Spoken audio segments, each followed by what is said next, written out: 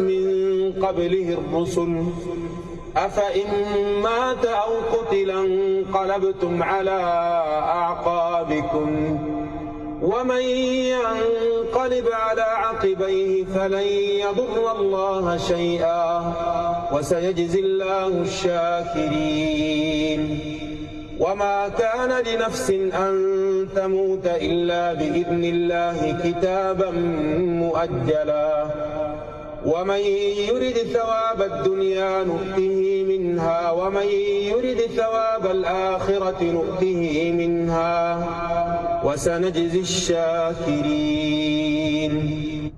صدق الله العظيم. ربنا يتقبل منك أخونا المقاتل الشيخ المجاهد محمد عثمان حجالي.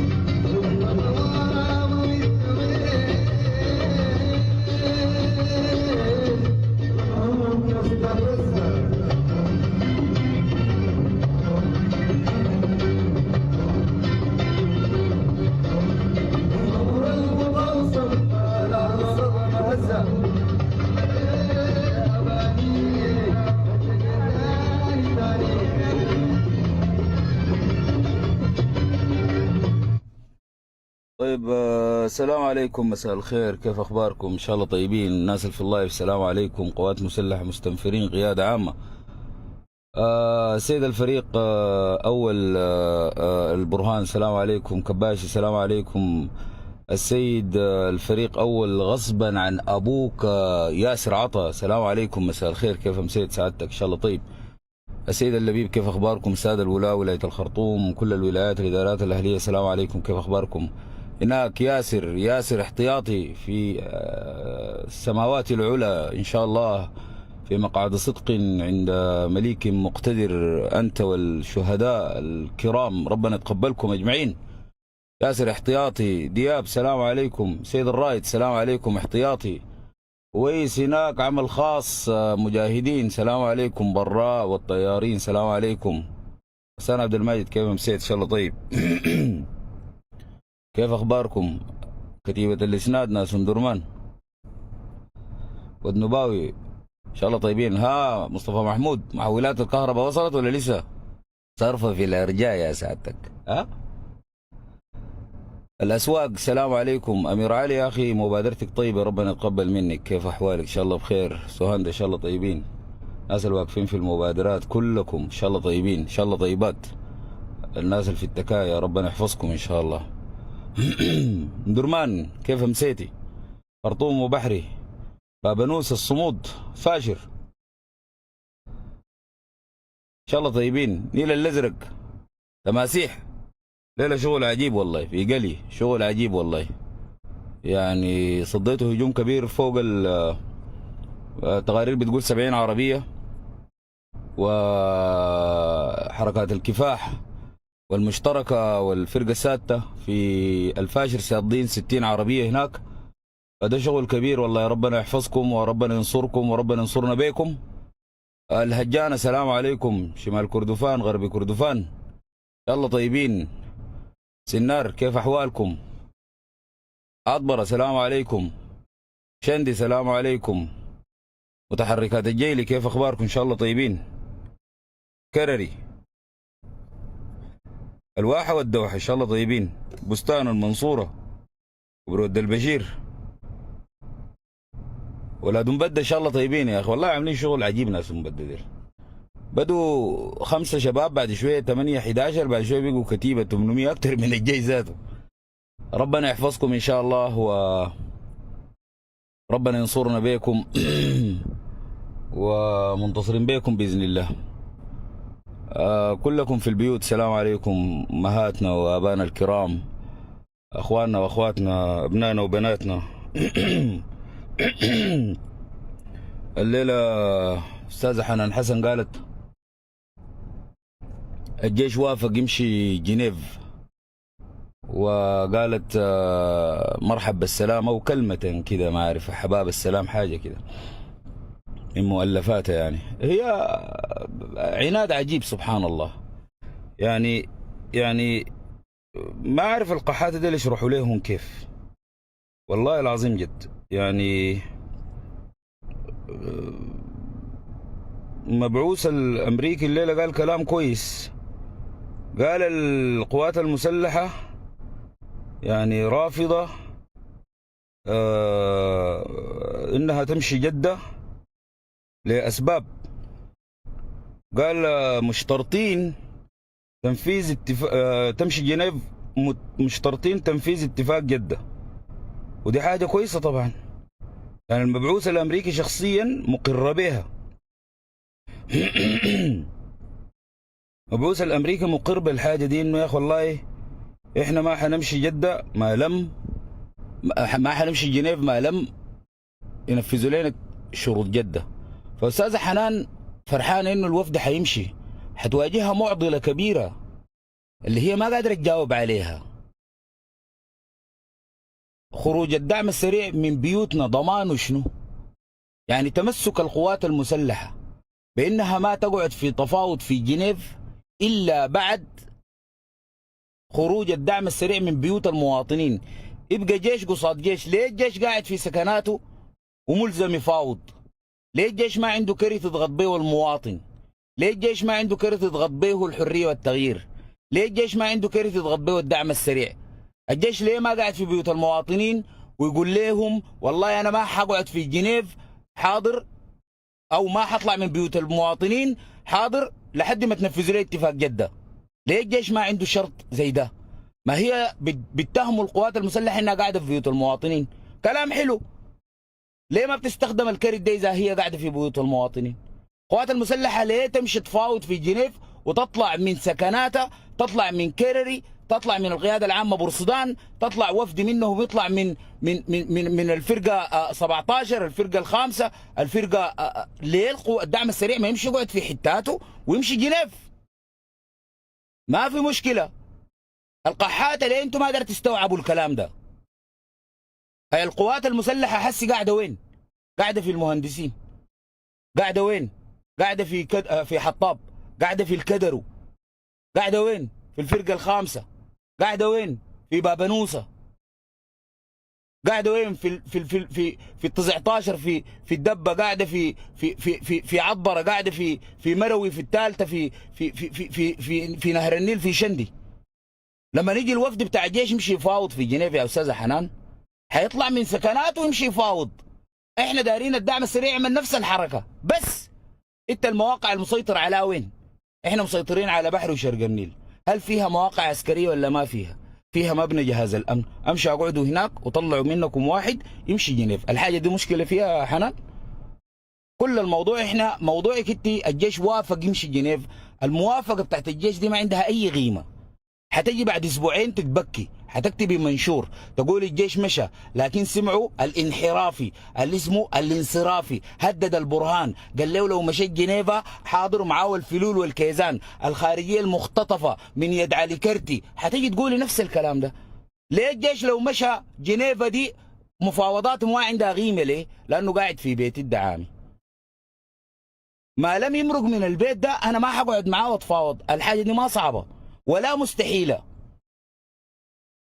الكلام اللي بتقول فيه زينب الصادق، اللي بيقول فيه مسلمه، اللي بيقول فيه عمك برمه ده، برمه قال يا اخي الدعم السريع قاعد في بيوت المواطنين محتمي من قصف الطيران. خلاص ما عندنا مشكله يا استاذ برمه، خلي الدعم السريع يطلع سكناته بتعهدات امريكيه وسعوديه، احنا ما حنضرب له المواقع بتاعته دي طيران. هسي هو قاعد في معسكر طيبه احنا ما ضاربين، والليله هم قاعدين في مباني المؤتمر الوطني احنا ما ضاربين، وقاعدين في المدينه الرياضيه واحنا ما ضاربينهم، وقاعدين في الحاميه العسكريه في الضعين كل يوم قاعدين واحنا ما ضاربينهم، وقاعدين في الفرقه الاولى في مدني واحنا ما ضاربينهم. اساسا احنا ما ضربناهم لانه عندهم اجهزه تشويش وعندهم مضادات طيران. خليهم يمشوا يقعدوا في الحتات ديل زيهم زي الجيش، بعدين تيجي نتكلم عن مفاوضات جد. الحاجه دي يا اخواننا عقلانيه الكلام اللي بقول فيه ده ولا ما عقلاني؟ عشان ما تيجي بكره تقول والله الجيش مشى يفاوض، لكن ظهر الاعلام بتاع الفلول قاموا خوفوهم بعد الورقه الاولى والاجتماع الاول وهددونا الانصرافي وقال الكلام ده ما حيتم ما دام انت قاعد في بيتي. ما من العداله الجيش قاعد في سكناته، الدعم السريع قاعد في سكناته. الجيش مش كل يوم الدعم السريع ده بيجي بيله في المدرعات. الدعم السريع قاعد في معسكر، خلينا نمشي نبله زي ما بيبلنا. الدعم السريع ده يوميا بيخش المدرعات، يوميا بيمشي سلاح الاشاره، خليه يقعد له في معسكر زيه زي الرجال اللي نمشي نبله وبعدين نمشي جنيفا. لكن ما تقعد له في بيتي يا برما تجي تقول لي هو هارب من قصف الطيران. اطلع من بيتي امشي اقعد في معسكرك بتاع طيبه المحصن ده، اقعد في حته محصنه برعايه امريكيه انا ما بضربك فيها طيران. بعديها تقوم ترسل وفدك لحد بورسودان، اركب طياره بتاعت يو ان امشي لحد جنيف فاوض الجيش وتعال عشان القصه دي احنا نحسمها. ما دام انتوا قاعدين في بيوتنا ما في تفاوض، ما دام انتوا قاعدين في بيوتنا ما في سلام، ما دام انتوا قاعدين في بيوتنا الحرب ما حتقيف. نقطه عرب انتهى. البرهان ده بيتي ده ما حقه ولا بيقدر يتكلم فيه، ولا المنشآت المدنيه دي عمل البرهان ولا بيقدر يفاوض فيها. اللي يمشي يتكلم عسكريا زي ما اشترطت القوات، زي ما اشترطت امريكا في خطابها الليله، قالوا احنا فاهمين ومتفهمين شروط القوات المسلحه، لكن بنطلب منه نجونا في جنيف. بعد ما يجونا في جنيف ويقعدوا في القاعه بعدين بننفذ لهم شرط جده. اللي بيعمل العمليه دي وبيصدق الامريكي ده يكون حمار. الامريكي قال لك كده انسى موضوع جده. ليه انساه؟ انت ما كنت في جده دي طرف اصيل وكنت انت الضامن، ما قدرت تنفذ جده يا امريكي. اللي بيضمن لي شنو حتنفذ جنيف؟ قال لي انت كده تعال خش. دي الحركه بتاعت الثعلب والارنب، بدردقوا في النهايه حياكلوا. ما حنعمل الحاجه دي يا حنان. لموقف الوطنيه والسياده السودانيه احترامك لبلدك، انت ما مفروض تضغط الجيش يعمل الحاجه دي. خليه الدعامه يمشي يقعدوا في سكنات زيهم زي الرجال. خلي الدعامه يقعدوا في مصفى الجيلي. هسه هم قاعدين في مصفى الجيلي، صح ولا غلط؟ احنا قادرين نحرر مصفى الجيلي؟ لا. قادرين نخش مصفى الجيلي؟ لا. خليهم يمشي يقعدوا في سنجه، في الفرقه 17 في سنجه، ما مطلوب منهم حاجه. بتعهدات امريكيه وسعوديه طيراننا ما حيضربهم. بعد اسبوعين يوم 14 ده يوم بعد 10 يوم اللي يمشي طوالي جنيفا احنا ما حنسالهم في ال10 يوم ده. لانه فعليا الان البرهان وقياده هيئه الاركان وياسر عطا وكباشي في هدنه وحال السكون. وين الطيران اللي بيضرب حسي سنجه؟ ما في. وين الطيران اللي بيضرب في مدني؟ ما في. وين الطيران اللي بيضرب الكباري بتاع جبل اولياء؟ ما في. احنا فعليا البرهان خدتينا في حاله الهدنه. خلاص يا اخي امشي هناك، لكن قاعد في بيتي ما تجي تقول لي فرحانه والله الجيش وافق. الجيش حتى لو وافق ما هو عنده وفد اساسا قاعد في جنيف يا استاذه حنان. اللي حيحصل للوفد اللي قاعد في جنيف رساله بتاعت واتساب حيقولوا لهم زدنا لكم مهام التفاوض، اتفاوضوا في المسائل السياسيه، تفاوضوا في المسائل الكده. هم اصلا قاعدين وفد الجيش، ما تعمل لنا قومه وقاعده سي. دي رقم 20. رقم 19 الحريه والتغيير طلعت بيان قالت احنا ما عندنا علاقه بجنيف، وجنيف ده موضوع بين طرفي النزاع. اللي هم البرهان ممثل للقوات المسلحة وحميتي ممثل للدعم السريع. الكلام ده معقول يا اخواننا ومقبول؟ ايوه. خلاص احنا جبناها طرفي الحرب في مؤتمر تحضيري في ميونخ دعت له القوى السياسية المدنية قبال مؤتمر جنيف. بقدر اسأل القحات اقول لهم كتبتوا اتفاقية جنيف دي بين الجيش والدعم السريع طرفي النزاع، عاملين مؤتمر تحضيري للقوى السياسية لشنو؟ انتظروا جنيف يخلص بعدين امشوا ميونخ. لكن انتم ماشيين ميونخ تحضيرات عشان تطلعوا لي 3 ورقات وتقول لي القوى السياسيه اتفقت وقررنا انه تقدم تكون في الحكومه الانتقاليه وحنلزم طرفي التفاوض في جنيف وحتلزوا الورقه دي يوم 10 قبل التفاوض ب4 يوم. تلزوها ليهم وتجبروا طرفي التفاوض اللي هم الجيش والدعم السريع ينفذوها انتم تخشوا فيها. انا عشان اموركم ولفكم ودورانكم ده يا حمدوك الله ينعل ميتينك وميتين جابك. يا اخي انت زول ده شنو غبي. دار تعمل مؤتمر تحضير القوى السياسيه ينتظروا اتفاق جنيف ده يخلص. انتظروا يوم 14 ما تستعجل يا حنان. ما تعمل اي مؤتمر تحضيري لاي قوه سياسيه ولا تقعدوا مع بعض ولا تتلاقوا لحد يوم 14 ده الجيش والدعم السريع قاعدوا في جنيف بعدين امشوا اعملوا مؤتمركم الثاني. مش قلتوا ما عنده علاقه بالسياسه؟ مش قلتوا مؤتمر جنيف ما عنده علاقه باي حاجه؟ معلش ممكن تصبروا 10 يوم ما تعملوا حاجه؟ خليكم سكرانين في البارات في الفنادق في البتاع اصبروا بس اخذوا لكم اللوصه كده حاضر فسحه كده 10 يوم لحد ما مؤتمر جنيف يخلص بعدين امشي اعملوا مؤتمر تحضير القوى السياسيه. اي ورقه تصدر منه عندنا مانع. لكن الشغل بتاع الحبرتجيه ده تقدم يعني ما انا حمدوك زي ما قلت لك انت في المكاتب بيرسلوك ساي. الليله الخواجيه ما قالت الكلام ده، قالت حمدوك في مكاتب الامم المتحده زول موظف بيرسلوه بتاع ورق. والله العظيم ده الخواجيه قالت كده وحقرا لكم. قالت ده الحمار ده بيتوهم انه يحكم امه زي السودان. قالت ده حمار ساي. دي الخواجيه الشغال معاه حمدوك. هسه عاملين فيها مفتحين. الليله طلعوا بيان قالوا احنا مؤتمر جنيف ده هو بس بين الجيش والدعم السريع. قلنا لهم كلام حلو. طوالي عاملين لهم مؤتمر بالجنب كده في ميونخ قالوا دعوا القوى السياسيه ودارين نصدر مذكرات والحل السياسي والحل الدستوري وسنتناقش في الحكومه الانتقاليه. وها بعد ما تعمل مؤتمرك ده حيطلعوا منه ورقه، الورقه حيرسلوها جنيف. اول من البرهان يمشي وحمايتي يمشي يقوموا مرقوا عليهم. اسمع قررت القوى السياسيه مع منظمات الامم المتحده اسمع وما تعمل اي مؤتمر يتعمل قبال جنيف ده اسمه بيع. انتوا دايرين تبيعوا بس انتوا محسوبين في الطرف بتاع الدعامه. هتعمل ليه فيها حبرتجي انت؟ انت لو فيك عمار البلد دي ما كان ضاعت منك. لو فيك عمار ما كان فرطت في السلطه. جاي تكوسه بدماء الشهداء ودماء الشعب السوداني ودماء الدعامه ذاتهم. انتوا حمير ولا شنو؟ ما في زول بيفهمكم يعني؟ بياناتكم زي وشكم وكلامكم فاضي. لا في جنيف ولا في ميونخ ولا في جن بل في الشارع ده. بس ما عندنا لكم حاجه. عنده جيش في الشارع ده اللي ننزل به. ما عندنا حاجه كثير بس طلعتوا 200 نزات وغباوه يعني حس النموذج الممكن يقود تغيير الواجهات السياسيه. استاذه حنان حسن ما بتخجلوا انتوا؟ هسه دي تغوط شنو دي؟ تقنع منو دي؟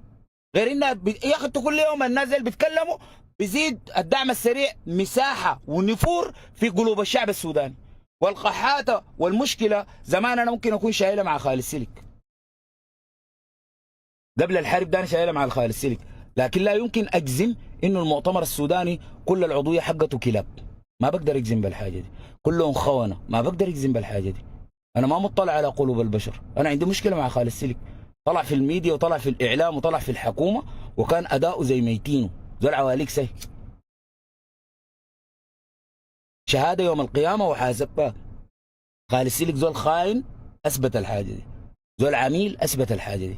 لكن عضويه المؤتمر الوطني انا كلهم المؤتمر السوداني انا كلهم ما شفتهم. ما بقدر اجزم. لكن جات الحرب دي خالد سلك لما يتكلم كل يوم ينعكس الموضوع على المؤتمر السوداني كله. بقى الكويس فيه والما كويس فيه. الشعب السوداني حسي بيقول لك احنا الدعامه ديل ممكن نفاوضهم ولا نفاوض القحاته. خلاص الموضوع ينعكس على الاحزاب. بقى صوره الاحزاب اللي عندها مبادئ والاحزاب اللي بتساعد واللي بتحارب عشان المدنيين عندنا ارتصمت بالخيانه. تاني انا اضمن لك واحدة من كرامات المعركة دي انه ما في حزب من الموجودين ديل حيكون عنده وجود في السودان 1000 سنة. مهما تحايلوا الناس مهما طلعوا وغيروا. حزب الأمة الواجهة حقته السياسية فضل الله برما الواسغ البرير زينب مريم الصادق صديق الصادق دي ناس عواليك. لكن انا ما ممكن ادق مصحف اقول حزب الامه كلهم خونه، ما بقدر. ما بقدر ادق مصحف اقول كل الانصار خونه، ما بقدر. ما بقدر ادق مصحف اقول كل الحزب الاتحادي خونه. لكن بعد الحرب بدق المصحف ده طوالي.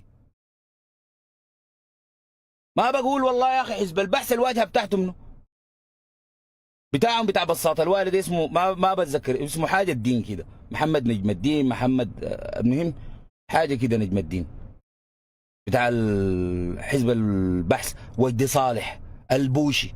انا ما بقدر ادق مصحف كل اعضاء وعضويه حزب البحث خونه، ما بقدر. لكن بعد 14/4/15/4/2023 بدق المصحف كلهم خونه كلهم، ولا دار اتفاهم مع زول. ليه؟ لانه الواجهات السياسيه اللي خدتها الاحزاب دي في تقدم، في خدتوا حساله القوم. ليه؟ لانه بيعتمدوا على الميديا الانعكاسيه، رده الفعل، اثير الجدل. اطلع زي الاستاذه المنحرفه دي حنان حسن، اخدتها في الميديا تجي تقول لي تهندكنا. هندكه الليله في الفاشر الدعم السريع شغال قصف، عندهم شهداء فوق ال60 وفوق ال50 مدنيين، بيقصف المستشفيات، دي جريمه حرب. لكن حنان بتيجي تقول لي اوه هو هو الجيش ماشي جنيفا، ها ها ها ها ها ها الجيش ماشي جنيفا، ما بيرسي بجردانيو، ها ها ها ها ها ها. حنان بتيجي تعمل لي كده. انا ما حتكلم تاني مع المؤتمر السوداني، انا ما حتكلم تاني مع زول يجي يقول لي والله احنا تقدم، احنا قحط، احنا تجمع مهنيين. لانه في التوقيت ده هي ما اختارت الكلام الصحيح، هي ما بتهندك في البرهان. احنا كلنا جيش، الحاجه هي ما قدرت تحترمها. بيطلع لي خليفه دنقر امبارح بيقول لي الجيش بتاع الفاو متقدم تقدم كبير قبل اللايف بشويه، ونبهت كل الحته دي، قلت لكم ما حاصل. الليله طلع قال انا ما قصدي امبارح، انا قصدي في الايام اللي فاتت جيش الفاو كان في تقدمات كبيره. ما عنده مشكله، بيكذب وعلني وبينكر وبينفي في صفحته 4 منشورات في اليوم الواحد كلها كذب وما شغال بحاجه. هل ده في النهايه حيقود لتغيير ولا حيقود لانه الشعب السوداني يزيد حنقا على الاحزاب؟ لانه ده واجهه. شوف اختاروا حساله القوم او بتاعت الشيشه ديك. بتاعت الشيشه بتتكلم في انه هي الناس بيقول لي عندها الحق في انها تتكلم. يعني اول حاجه دي زوله جاهرت لنا بمعصيه، ما مشينا فتشناها احنا. مصوره وقاعده في اكبر موقع اعلامي في اليوتيوب، لو كتبت اسمها بتجيك سكرانه ومعاها براك انت شفتها في محل شيشه وبتديره هي. وانا ما ماسك لها موضوع الشيشه ده لانها هي بتديره، لانه الموقع ده وديرت فيه اتفاقيه جوبا، فيه 3 4 فصائل كانوا بيقعدوا بيجروا حجر معاها هي ذاتها، مشوا اتفاقيه جوبا، اخذوا ثروه وسلطه وهم قاعدين محل الشيشه ده من الوضاعه انه احنا كامه سودانيه دي اللي يديروا لنا موقفنا. طيب البنت دي صرفه مع سودانيه وعندها الحق تتكلم، هي سودانيه وعندها الحق تتكلم واحنا ما درنا نسمعها. الكلام اللي انا هسه بقول لك بتاع الشيشه وبزدريها دي احنا ما درنا تتكلم. ليه ما درنا تتكلم؟ في الاسلام لما نزول ارتكب جريمه يا اخواننا، فواحده من العقوبات هي السجن والنفي والتغريب او ينفوا من الارض، زي الجماعه بتاعين الدعم السريع ديل او القاحات العواهر ديل. ليه ربنا سبحانه وتعالى قال لنا ننفيهم من الارض؟ في واحده من جرائم الزنا، في واحده من اقسام الزنا الغير محصن، قالوا ينفوك سنه كامله ما تقعد معانا. ليه ما تقعد معانا؟ ما خلاص عاقبناك وجلدناك المية الصوت، ليه ما تقعد معانا سنه كامله ما نشوف وشك؟ ليه؟ ليه؟ ليه الزول بيسجنوه؟ الزول يقول لك يا اخي ارتكب جريمه اسجنوه في السجن. ليه؟ ليه اسجنوه؟ عشان نربيه. ليه نربيه؟ ما انه ماله نربيه. اللي بتربى المجتمع الله عز وجل يحافظ على المجتمع، تركيبه المجتمع، تكوين المجتمع. الناس الغلط ديل ما يكون عندهم صوت. دي ذاتها في الدين شهادتها نص. الزول اللي بيقبضوه في جرائم المحكمه ما يخشها، ما يشهد، لانه اساسا خلاص ده اتحكم عليه، ده زول فاسق. اللي بيعملوا جريمه الحرابه ديل بعد ما نقطع لهم يدينهم قالوا ينفوهم، لانه ممكن يكون نموذج.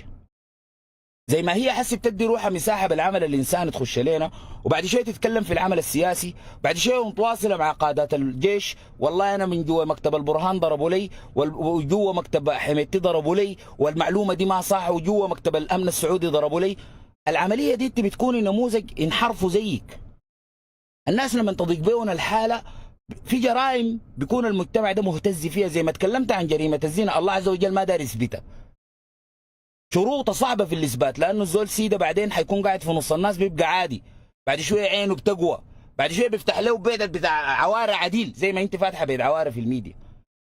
تقعد عينك دي جات من وين؟ ما الناس يتعاملوا معك يا اخي اسمع، ما تخلوها براحه السلوك شخصي، يا زول سلوك شخصي لكن ما تتكلم في الشان العام. سلوك شخصي انت ما تتكلم في الشان العام.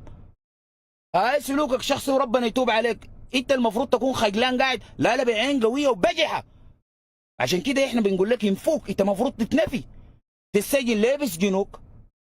بيسجنوك مش عشان نربيك انت، بيسجنوك عشان ما تكون نموذج فاسد في نص الناس. الناس ينسوك ذاته ما يتذكروا شكلك. الزول ده كان حرامي بتاع شيكات، رطب عمل له 6 كروزرات، عمل عماره، كل يوم تجي مره جنب الناس بتمغرزهم بيبقوا زيك، يقول لك انا اقرا ليه؟ ما انا ابقى زي فلان الفلاني بتاع الشيكات ده، اكتب لي 3 شيكات 4 بيوت و5 كروزرات واطه، وشنو يعني لو سجنت؟ انت حتكون نموذج. عشان كده بيسجنوك يزحوك ذاتك انت في الشارع ما يشاف، ما تخرب المجتمع، ده حفاظ على المجتمع. فانت نوعك ده بتاعت الشيشه، انا لما اتكلم عنك انا ما بتكلم عنك لانه انت عندك قيمه، لا انت مفروض يكون ما عندك قيمه، بذكرك ان انت ما عندك قيمه. انا بذكر فيك كل يوم، وانت المجتمع والامه السودانيه بعراقتها وتضحيتها انت ما مفروض تتكلم في الشان العام. احنا حمدوك ده ما قاعدين نسمع لك، انت ما بنسمع لك.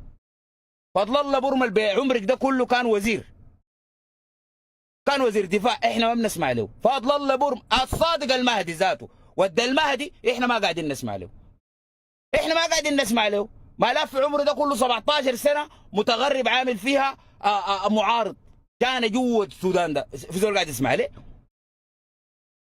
لما مشى لي الله قاعدين نسمع له. تجيني انت كمان دار تتكلم في البلوه دي، كمان دار تتكلمي انت؟ نموذجك انت ده النموذج اللي قدمته قحط، النموذج ده صنع مضاد، رفع وعي الناس. لا يمكن انت ولدك يكون زي السفيه الحمدابي، لا يمكن تربي ولدك زي السفيه الحمدابي، لا يمكن تربي ولدك زي عروه الصادق، لا يمكن تربي ولدك زي خالد السلك، ولا تكون انت زيه. بس دي نموذج حسي صنع وعي كبير، صنع يعني اي منشور ينزلوه، اي كلام يكتبه خالد السلك، شوفوا التعليقات لدرجه انه قافله في صفحته، ما بيستحمل راي الناس فيه، لكن خالد لازم يواصل في مشروعه التهديمي والتخريبي. ما يزول البلد دي عشان حميدتي بقى فيها نائب رئيس ولا حمدوك رئيس وزراء خلاص احنا وصلنا مرحله من الهوان يطلعوا لنا قاع المدينه دي يتكلموا فيه. لا ما في كلام زي ده يا زول، تداس بالجزمه، واحنا والله نحتقركم لما تموتوا، احنا حنكتلكم ما غصب المناسبه. والبرهان ده ذاته احنا عندنا في وراي، خلي حميدتي ولا حمدوك، البرهان بذاته احنا عندنا في وراي. تطلع لين انت ما بتسوي تجي خالد السليك ولا حنان حسن تقول لي الجيش ماشي جنيفه، رده الفعل حتكون شنو؟ حتكون انه يسبوا لك انت ويسبوا للجيش الماشي جنيفه. شكرا لك، ده ذاته مطلوب، دي ذاتها حاجه كويسه. الجيش اللي بيتواصل معك، الجيش ما اعلنها في صفحته، الجيش ما اعلنها في مجلس السياده، تطلع حنان تقول لنا انت متواصله مع البرهان، يعني هو شبهك. صوعوا ولاقوا ده جايبه من وين؟ ما منكم انتوا ديل قاعدين له شهداء ومقاتلين في الميدان، وهو بيضرب لك انت تليفون يوريك انت، هو شبهك. بس نقول له شنو ثاني؟ فهذا السين دي يعني نعمل له ولدنا هنا، لكن نعمل له شنو يعني؟ ننفيه ولا نجلده؟ ده يسوي له شنو؟ ده حس خلاص اختار الطريق ده يسوي له شنو؟ صعبته يعني. كلمك منو قال لك انه الجيش ماشي جنيف؟ فرحانه كمان. ياسر عطا كان في التلفزيون، كباشي قاعد في بورسودان، هو ده بس الفاضي يقول ضربت لي تا برهان ولا شو؟ جبت المعلومه من وين انت بالصيغه دي؟ انت كده بتشوهي في الجيش بالمناسبه. ده منو صاحب حنان ده في الجيش؟ ده ما حنعدمه بخيانه عظمى ولا حنعدمه باي حاجه. اول حاجه ده نوديه مستشفى العيون، نشوف عيونه ماله، بعدين نوديه لطبيب نفسي نكشف عليه. انت منحرف، انت خاطف لونين، عندك ميول حيوانيه، دي ما ميول انسانيه. انت مالك تعرضت لشنو في جبيت؟ تعرضت لشنو ظروف قاسيه في التدريب في الكليه الحربيه اللي بيخليك تمشي لحنان شنو؟ من قله قاع المدينه في قحطي مثلا، في شنو بيخليك تصاحب حنان؟ يعني في قصرت البلد دي، قصرت معاك في شنو؟ قصرنا معاك في شنو؟ ما تحف حايمه، تحف لما بيخطفون بودونا الكاميرون. تمشي صاحب حنان؟ ده منو في الجيش اللي بيعمل العمليه البطاله دي؟ ده لا عقوبه، ده خيانه، لا بتاع ده دار علاج. اول بالاول ده ده الوحيد. شفت لو طلع البرهان ذاته احنا هنعافيه، ده حنديه شهاده كده. انت المفروض تتعالج، انت دار حضن يحتويك، انت كده والله العظيم انت محتاج ترفيه يعني. لانه انت شكلك مريت بعذاب شديده وانت صاحب حنان، وتكلمها تقول لها الجيش اسمعي حنان اخبارك شنو؟ فاضيه؟ عندي لك معلومه مهمه. انا في الحموم. انا قول عاد انا في الحموم. اسمع يا حنان، وفد الجيش هسه دي والله العظيم معلومه مسربه حسي ما في زول عارف. حار والله حار اجيب لك هسي. الجيش قال وامشي في جنيفا. خلاص كويس، خليني بس اخلص يا صاحبي. وارجع لك. طبعا ده صوته كده مع الصدى. ليه واحد من القوات المسلحه السودانيه يصاحب حنان؟ ليه في شنو؟ في شنو قصرنا في شنو احنا؟ قول لي. في شنو؟ يعني في شنو؟ ده منو اللي بيعمل العمليه؟ انا ما حسيبك، انا لازم اعرفك. الباع سلاحنا والبعنا للدعم السريع ده والبعنا لامريكا والبعنا للامارات ده كوم، والبصاحب حنان جوا الجيش بديها معلومه مسربه كمان وحصريه. حتى انت تديك شنو حنان؟ كده قول لي.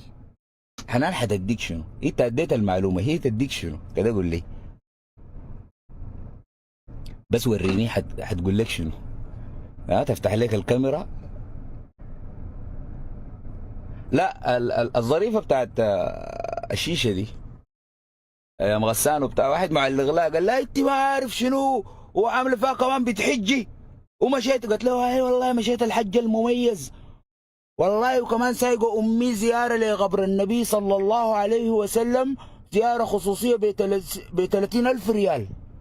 حسي امك دي عليك الله. اسمعيني هنا بجد، امك دي عليك الله انا بحلفتك. امك دي انت لو سايقاها تزور قبر بوب مارلي بتمشي معاك؟ خليه قبر النبي. يعني ما شايفاك في الميديا اليوم كله متبطحه ماسكه تليفونك وعارفه شغلتك شنو، وعارفه مو بعيدين انا بقول لك راجع دبي دي بقول لك لشنو. هي عارفه، وعارفه قضيتك وفضيحتك كان في مصر ولا الامارات، عارفه. ولو فتحت اليوتيوب بتلقاكي تمشي بقروشك تزور النبي. والله لو هي يعني ما عارف انت اللي غشا، لكن لو هي والله العظيم انت بقروشك دي قبر بوب مارلي ما تمشي معك. بوب مارلي ما تمشي معك. ده قاع المدينه الحسي بيتحكم في الدوله. يقول لك معركه كرامه ليه ما دارين معركه كرامه؟ العفن ده احنا ننظفه كيف؟ العفن ما قصدي دي القاع المدينه، العفن اللي جوا الجيش ده اللي بيتواصل مع القاع ده نعرفهم كيف كنا. ما بتخجلوا انتوا؟ ميتين كون ذاته ما للقاع المدينه، ميتين كون انتوا جوا الجيش. يا استغفر الله العظيم. بس انا ما عارف بعدين بعدين شنو بعد ده ما حسي. يعني انا عذاب اكتر من ده حشوف شنو تاني؟ انا حشوف شنو تاني في دنيتي دي ولا اخرتي؟ بس قول لي السيد يا صراحه عامل شنو الليله في اللقاء بتاعه؟ سعادتك كيف اخبارك؟ ان شاء الله طيب. كيف اول حاجه طلة جميله اول بالاول، وبشكرك انك دعمت التلفزيون السوداني. انا كتبت منشور قلت يا سرعطة وين لقاؤه انجغم ولا شنو؟ بعدين الناس قالوا لي نزل. انا ما كنت الاقي صراحه، يعني ما كان في بس كتير في منصه واحده، شبكه واحده هي البثاو، وانا شيرته في الصفحه. شبكه اسمها شنو؟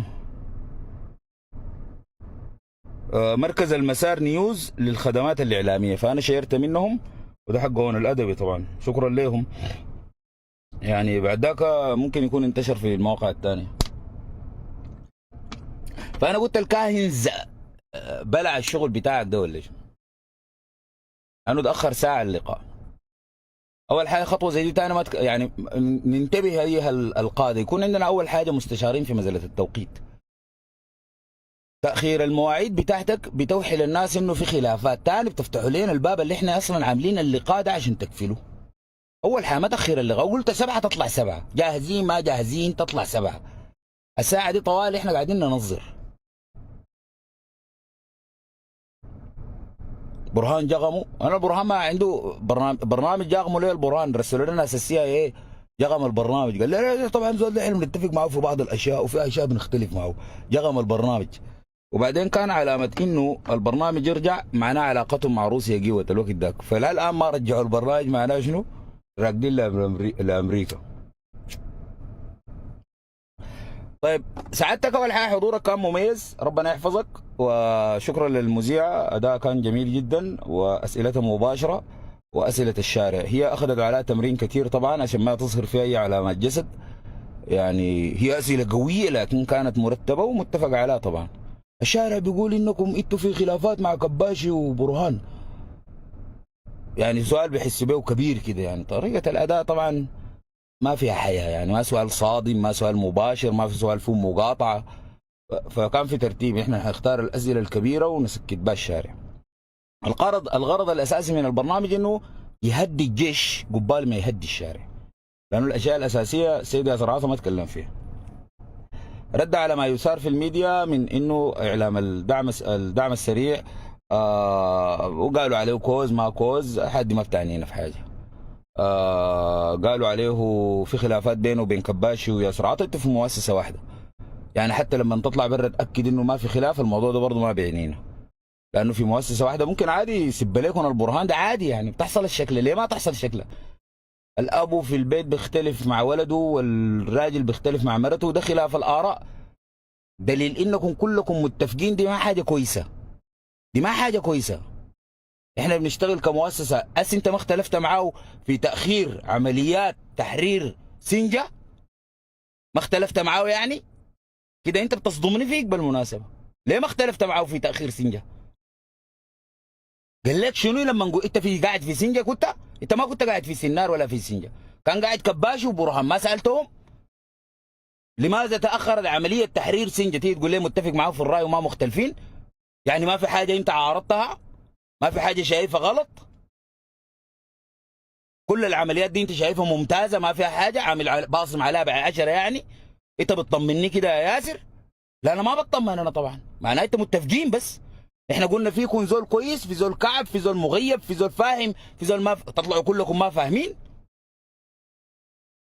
ما في زول كده يضرب للبرهان تقول لي كنت في محادثه واحنا علاقتنا اسريه وعلاقتنا صحوبيه قديمه وكده.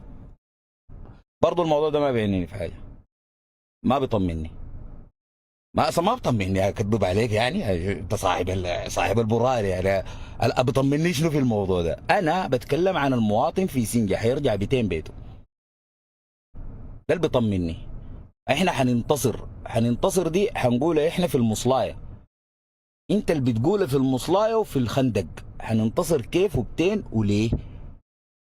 لكن تجي تخد لي انا لما الاجابات اللي بترضي الشارع والميديا والاجابات اللي بتخدر الناس انت بتقولها بوضوح، لما تجي في الاجابات الكبيره يقول لك كده مثلا، خد دي عندك مثلا، قال دمرنا القوة الصلبة لميليشيا الدعم السريع وما تبقى منها مجموعة عصابات ونهابين. أول حاجة الكلام ده أنا رديت عليه قبل 7 شهور. موضوع القوة الصلبة ده كنا بنتكلم فيه بالتقارير وبالأرقام، ودي كانت حاجة مبشرة. 7 شهور احنا دمرنا كل القوة الصلبة عشان الناس تطمئن. يعني القوة الصلبة يا اخواننا زي التاتشيرات اللي كان بيجن 300 تاتشير ديلك، كنتوا بتشوفوها داخله بغرب ام درمان، وبتشوفوها في الخوي، وبتشوفوها محاصره الابيض، وبتشوفوها بتدون في بابنوسه، دي اسمها القوه الصلبه. 300 تاتشر كلها رباعي، كلها 4. زمان كانوا الدعم السريع بيرمي طياره في طياراتنا الميج، طياره ميج سرعتها 2 ماخ، دبل سرعه الصوت مرتين، دي كان بيرموها عادي. هسه قاعدين تسمعوا طيارات بتاع السخوي دي بتاع ما عندهم شيء، مضادات ذاته ما عندهم. الموضوع ده احنا منتهين منه، لكن الموضوع ده بيدينك ويقدمك للمحاسبة. إذا كان مجموعة نهابين ولصوص يسقطوا مدينة السوكي ويسقطوا مدينة الدندر ويسقطوا مدينة سنجة، ما قولك العسكري يا سيدي ياسر عطا؟ طيب ده لو كانت القوة الصلبة كانت عملت شنو؟ انت يا ياسر الدعم السريع لم يستطع إسقاط مدينة السوكي وإسقاط مدينة الدندر وإسقاط مدينة سنجة لما كانت قوة الصلبة قاعدة، ما قدر عليك وما قدر يصلى. لما انت هسه بقى عندك سلاح نوعي وعندك مستنفرين 600,000 وعندك مجاهدين وهيئة العمليات عادت للخدمة بالقانون، انت ما قادر ترد لك مجموعة بتاعت لصوص ونهابين. يبقى الغلط والعيب ما في قوة الدعم السريع، الغلط والعيب فيك انت. ده انت كل ما تزيد عددا بتزيد ضعفا، كل ما تزيد سلاحا بتزيد هوانا، كل ما تزيد قوة بتزيد ذلة. انت فيك الخلل. انت في زول بيقول ما نستخدم قوتنا. لما الدعم السريع بقوة الصلبة ما قدر يصل السوكي، لما الدعم السريع بقوة الصلبة ما قدر يصل مدني، لما الدعم السريع بقوة الصلبة ما قدر يخش التكين ولا ترتكب مجزرة ودنورة. لما انت كان عندك كلاشات وعربية واحدة في الحامية كانت فيها دوشكا، ايه ما قدروا عليك. الليلة انت عندك في الدفاع الواحد دبابتين، وعندك في الدفاع 23 مدفع، وعندك راجمات، وعندك عمل خاص، وعندك تاتشرات هيئة، وعندك طيارات، وعندك مسيرات. يخش السوكي، يخش سنجا، وتجي تقول لي ده مجموعة نهابين ولصوص.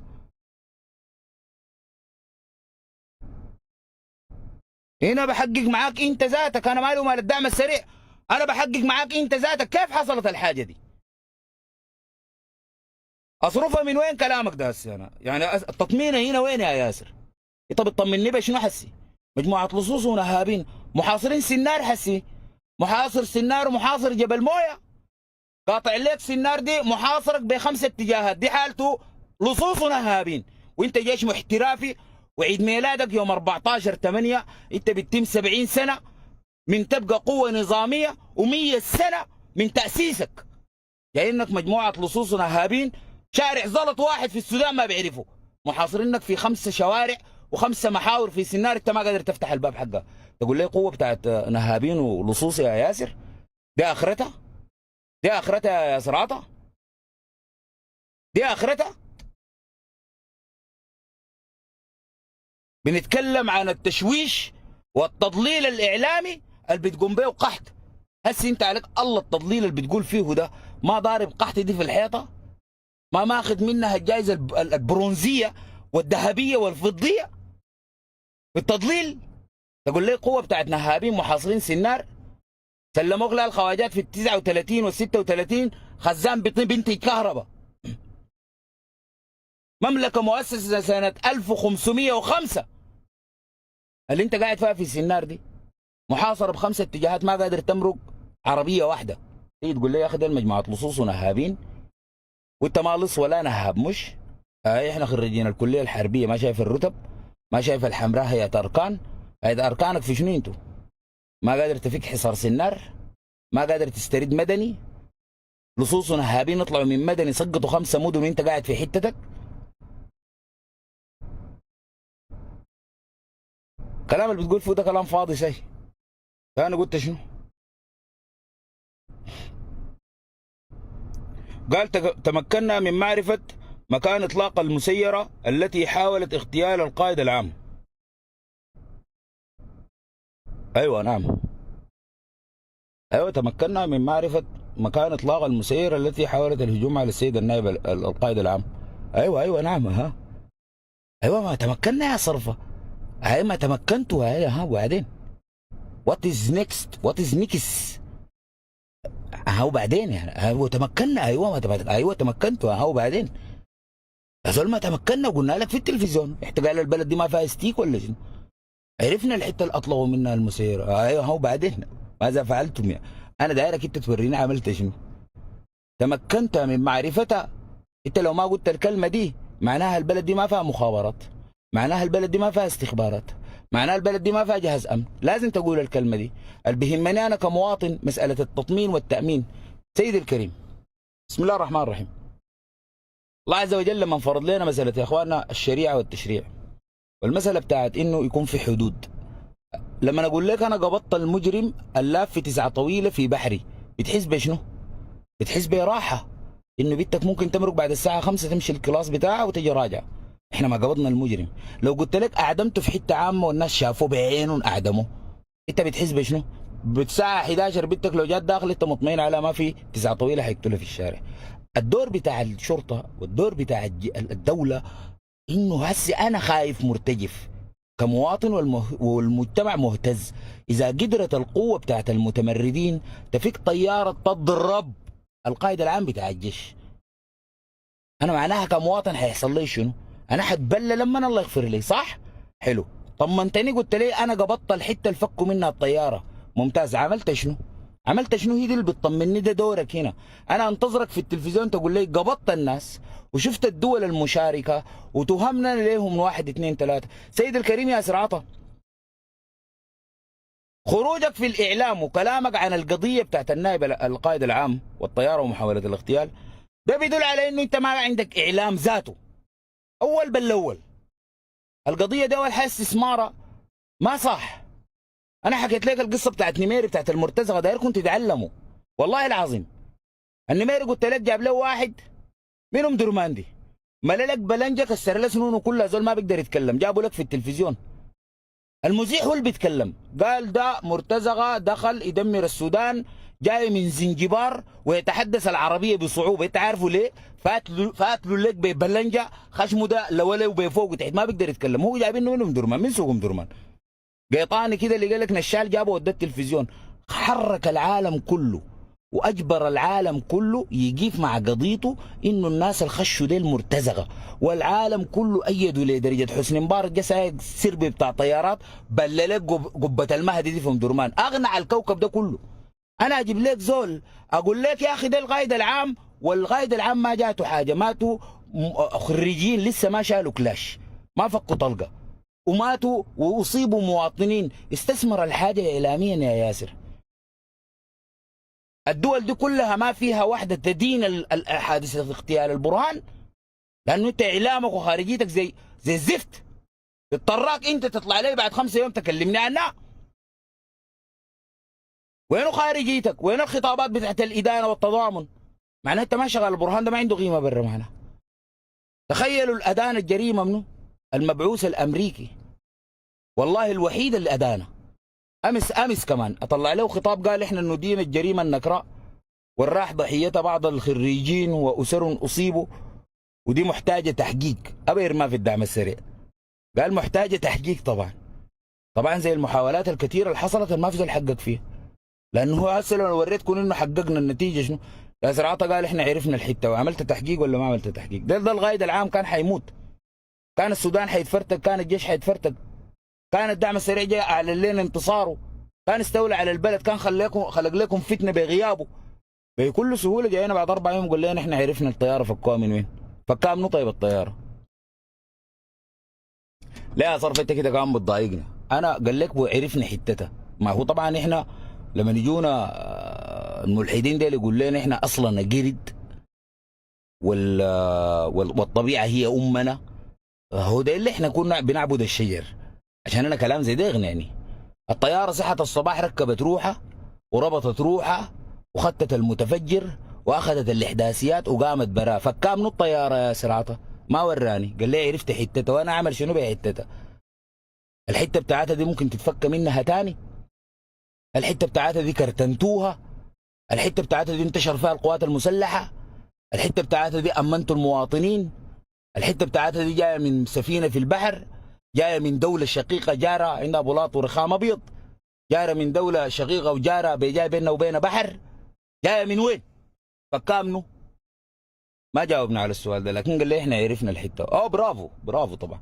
تحيه للاستخبارات والاستيك يا اخي، تحيه يا اخواننا، تحيه. حاجه اطمئني هناك والله، لا عرفوا حتتها. ها يعني انا هسه قاعد اعاقب حقيقه والله. لا الله ما يعني استغفر الله العظيم. فكام من الطياره دي يا سراطه؟ لكن قال لنا احنا عرفنا حتتها. قال اخرنا تنفيذ الخطط لدواعي لا يمكن ان نبوح بها الان، وسنملك الحقائق لاحقا للشعب السوداني. ممتاز.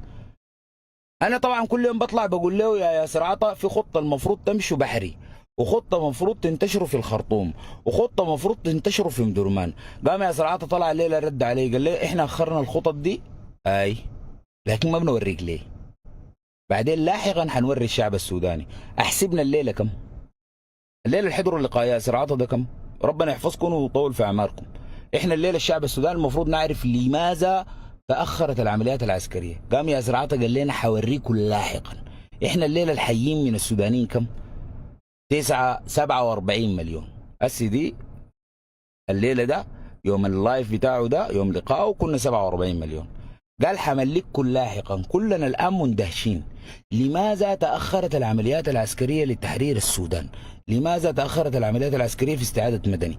لماذا تاخرت العمليات العسكريه في تحرير سنهر؟ لماذا تاخرت العمليات العسكريه في تحرير القياده العامه؟ احنا 47 مليون كنا عارفين، بس قاعدين متسائلين مندهشين. قام ياسر قال لنا يدخرنا لكن ما بوريكم نحسي. قمنا احنا هسه قاعدين مندهشين 47 مليون. بكره الدعامه عنده النيه يخش سنار، قتلوا مننا 700 نفر، بقينا 47 مليون وكم؟ 46 مليون وكم؟ و900 93,000 99,300. انا اكون دقيقين شويه. حلو؟ نقصنا 700. ياسر ورانا لا في 700 سوداني لا قدر الله حيستشهدوا وهم ما عارفين لماذا تاخر الجيش في الوصول وتحريرهم وتامينهم. ياسر ده الموضوع. قال لنا ما بوريكم حسي. ايوه نعم في تاخير في العمليات العسكريه لكن ما بوريكم حسي، حوريكم لاحقا. لاحقا قام الدعم السريع مشى حاصر القضارف، خاض جوله مع الجيش، قام ماتوا من الجيش 2000. بقينا كم؟ 46 مليون 900 ألف و97 و300.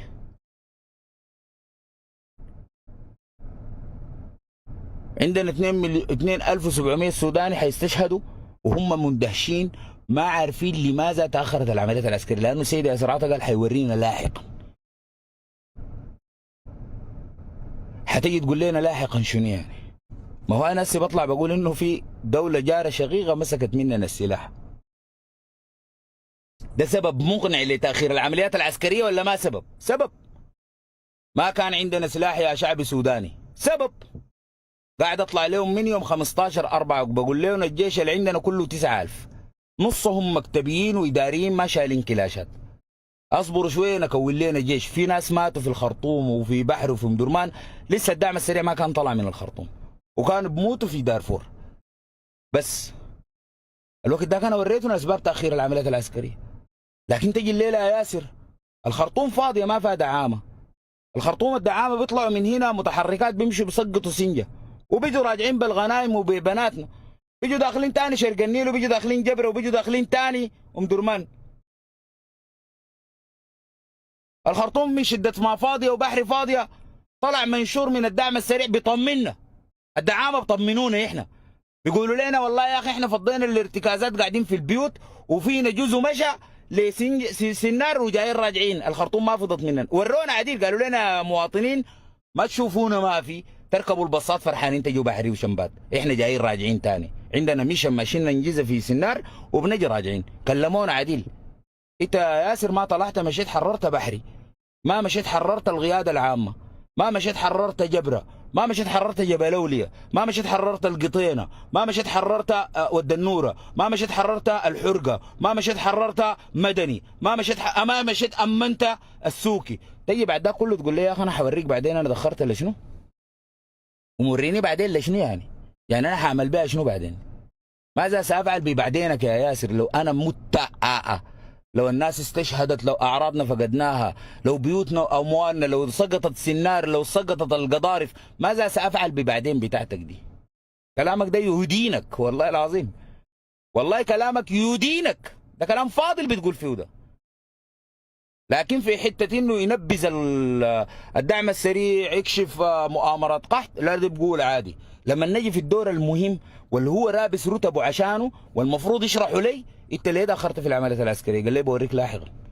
يعني انت متاخر؟ احنا متاخرين. طيب السبب شنو؟ ما بوريك يا اخي، ما بوريك. طبعا ما بوريك، ما هو لكن احنا هاي متاخرين. لكن طيب ممكن لا ما بوريك يا اخي، ما بوريك ما بوريك ما بوريك ما بوريك. قال لي نكسر رقبته يعني نسوي ليش؟ ما ياسر ولدنا كمان، هنسوي شنو عاد بياسرنا الاسرنا يعني؟ نقول شنو يعني؟ في زول عنده اجابه هناك؟ حجه عندك اجابه انت؟ ساعد الجنا ياسر ده مرقيه حجه مرقي ياسر ده. ياسر حكى لنا عن علاقته مع البرهان وخصوصيه العلاقه، انه لدرجه انه البرهان في الاسبوع بيفقد اولاده مرتين البرهان ما بتفقدني مالك يا انت ولا برهان، لان سترت معي في غسان، لان سترت معي في الشكري والله العظيم. وكمان قالوا كنت داير تستغيل، الا يا سرعتك قال لك شنو؟ تقعد تعمل الصح صرفه في الارجاء. قال قبل يومين البرهان ضرب له تليفون قال لي يا اخي انت شاور مع كباش نسلمها له ونمشي. طبعا هنا احنا حنتكلم عن الكلام الدستوري والكلام جاي فرتق الكلام ده، لكن ياسر قال لي لا احنا ننتصر وننتهي من الدعم السريع بعدين نخلي الحكم زي ما قلت. تقعد تعمل الصح، ما تفيز تمشي وين يا سعادتك؟ والله العظيم انت ذكاء صناعي تقعد في كرسيك ده، ما في زول غيرك يشيل الشيله دي. الحيجي حيحس بانه هو ما عليه تكليف الخطا ومسؤوليه التقصير. الحيجي ما حيجي بده معانا من الزيرو. انت تقعد هنا تصلح ده عمايلك انت، عمايل يدك، ده عمايل يدك تصلحها انت، ده ما في زول، ما عندك مخرج. تمشي وين يا زول؟ الدعم السريع يقعد، الدعم السريع يموت، ما عندي معه شغله. انت انا شغلتي معك انت ده. تقعد تصلح الحاجه اللي عملتها في تكليف بتاع مسؤوليه. دار تمشي وين من المحاسبه؟ صلح الحاجه دي بعدين تعال نتكلم. تقول لي دار تمشي في النسي في جهات بتعارضك، ما قادر تشتغل شغلك، ما قادر تطلع تعليمات، تعبت دار تقول الروب يا برهان؟ تعبت من شنو؟ مع تعليمات سلام عليكم ما يخشوا شنجه، ما دار يسمعوا لك ناس الجيش يعني؟ انت قصدك كده؟ ولا الستيك بيديك معلومات خاطئه؟ بيرفعوا لك معلومات غلط؟ ولا تعليماتك ما بتمشي؟ ولا انت حاسس بانك انت وحيد ولا في شنو يعني؟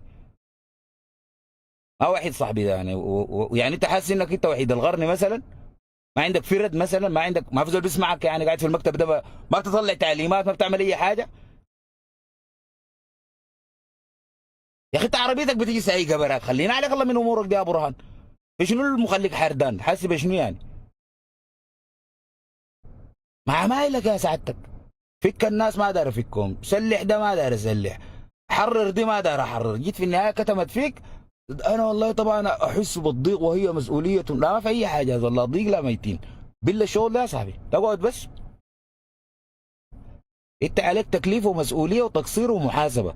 يجينا واحد ضابط مكفكف يدينه يسوق البلد دي، يجينا فرحان يبيل ميتيننا. لا لا احنا دايرينك انت الغلطان ده، تصلح ده غلطك ده راكب في رقبتك، وراكب في رقبتك ليوم الدين. ياسر هنا بيقول لنا بالنسبه لتاخير العمليات العسكريه هاي، والله هو حقيقه حاصل، لكن حنملككم المعلومات. ومملكنا لا ليه يعني؟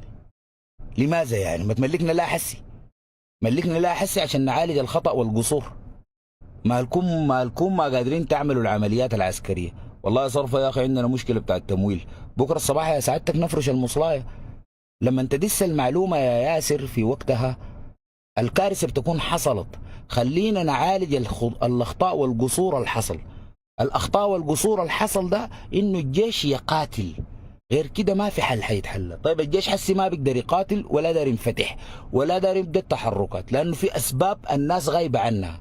قمت قلت لي ياسر تقول لي خليك راجل واضح وانا بساعدك فيها كمواطن، بديك ولدي مستنفر، بديك ابوي مقاومه شعبيه، بديك ذهب امي اسناد للجيش.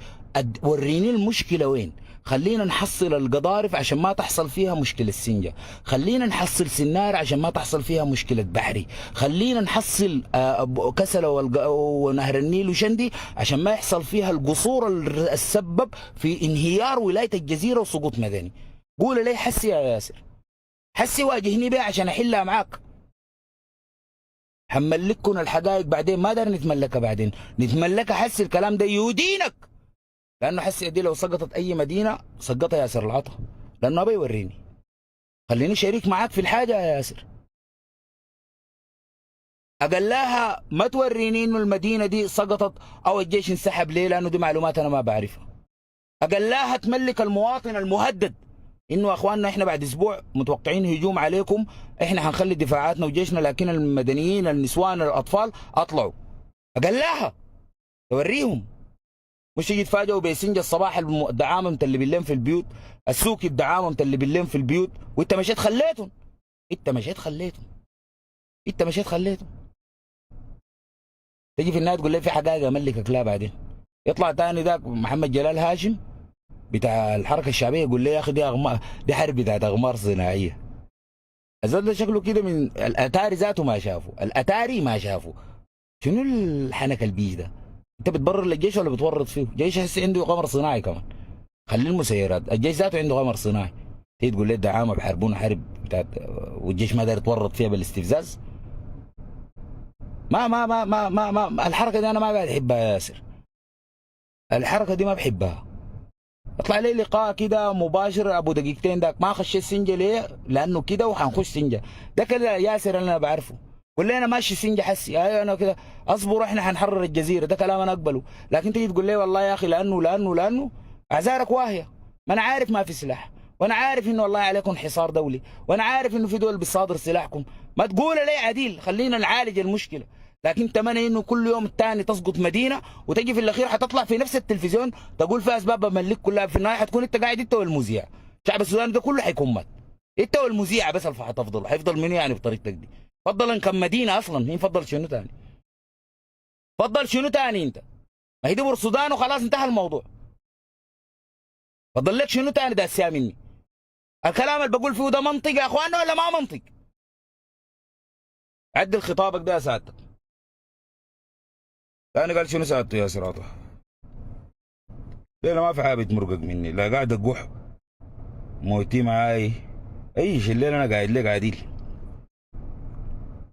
قال الامارات تدير هذه الحرب بغرفه عمليات من ابو ظبي.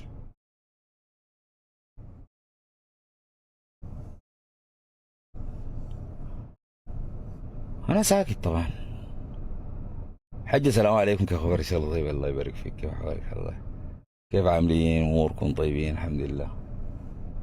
كده خليك من كلام ياسر ده. خلينا نطلع صولا نستفيد. يعني انا داير اقول لكم كلام تستفيدوا منه. لماذا كانت في الحضارات السابقة بيقتلوا العلماء؟ يعني ارسطو يتهم بالزندقة وانه هو خالف الكنيسة. يجي زول يقول لك يا اخي اسمع، القمر يدور حول الارض، طوال الكنيسة تشيل وتعدم وتقول لك ده زنديق. كيف القمر تدور؟ جاب له جاليلو ده جاب له منظار كشف للسماء وراهم عديل، قالوا له عينه ديك المجرة حقتنا وديك الشمس. قالوا له لا ما بتلف، انت زنديق، انت تخالف الكنيسة تخالف الرب. بيقوموا بيعدموه. ليه بيعملوا الحركة دي يا حجة؟ عارفة، خلينا اشرح لك. في الحضارات القديمة بيفتكروا انه في صندوق كبير كده فيه كل العلوم، بالطرف الثاني الآلهة حقتهم. هم كانوا بيعبدوا آلهات كثيرة يعني. وبيجاي العلماء أول من أنت تبدأ تشيل من الصندوق ده بتشيل العلم، بتنقص العلم اللي في الصندوق، فالإله علمه بينقص وأنت علمك بيزيد. فأحسن حل شنو؟ إنك تقتل العالم. ودي النظريات الجديدة في مسألة إنه يقول لك، وهي مستمرة حتى الآن، اللي واحد يقول لك أنا لا أؤمن بالخرافات. يا أخي ده كتاب نازل من سما، جابوا ملك لنبي مكرم في كل الديانات. لا ما بيؤمن بالحاجة، أنا بؤمن بالعلم بس. طيب ليه الإنسان بيؤمن بالعلم بس؟ عشان يصل مرحلة الإله. يقول لك أنا شنو نار جنة، شنو ما أعرف مبدأ الإنسان وأصله تراب. أنا ما بقتنع بالخطاريف دي، أنا أؤمن بالعلوم والفيزياء. طيب ليه انت بتؤمن بالعلوم والفيزياء؟ بشيل من الصندوق ده علم، نفس العلم حق الاله، بخبه في راسي، انا والاله بقينا واحد. فهمتي؟ فدي القايم عليها حسي استاذه حنان ودعواتنا اللي يقول لك نساوي بين الرجل وما في فروقات اصلا بين الرجل والمراه، والحياه دي اساسا هي كذبه كبيره. لا ما في كذبه ولا حديد، امتحان. احنا لكن مؤمنين انه الله عز وجل اي حاجه ادانا لها في العلوم دي فضل منه، مرتاحين، احنا ما عندنا شيء. لو كان البحر مدادا لكلمات ربي، احنا مؤمنين بالحاجه دي ما بينتهي. فما في صراع مع الاله. دي بس نقله كده سريعه كده عشان اشرح لك. مثلا ياسر عطا قال الحرب دي تدار بغرفه من الامارات في دبي. كيف يعني؟ يعني هسه مثلا قصدك قيادات الدعم السريع والحريه والتغيير قاعدين في دبي بيديروا الحرب، او هي غرفه اعلاميه عشان كل واحده عندها مسار مختلف. فإحنا لو كانت في غرفة تدير المعركة من دبي وحددناها، هل هم إماراتيين أو سودانيين؟ إذا كانوا سودانيين فإحنا بالسفارة ممكن نطلب منهم بالانتربول نبلغ ونكشفهم ونفضحهم. كده إحنا حسمنا نص المعركة. من الأسماء التي تدير المعركة من دبي؟ هل هم سودانيين؟ هل طه عثمان الحسين معاهم؟ هل معاهم تسابيح؟ هل معاهم حمدوك الذي يسكن دبي؟ هل معاهم بتاع الشركة بتاعت الجيش دي؟ من الذي معاهم هناك؟ ماذا يدور في الخفاء؟ في الحلقة القادمة اللي هي بعد 40 سنة حنجي نوريكم من اللازم شنو غرفة تدار. محمد جلال هاشم قال الحرب دي بالأقمار الصناعية.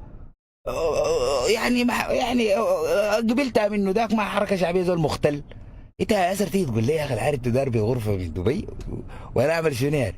ما انا عارفها تدار من دبي. ما انت طلعت قلت الامارات دولة مافيا وعندها ملف قاعد في الامم المتحدة يعني ماذا ما هي رسالة التطمين التي والمصادمة التي أنا استوعبها هنا؟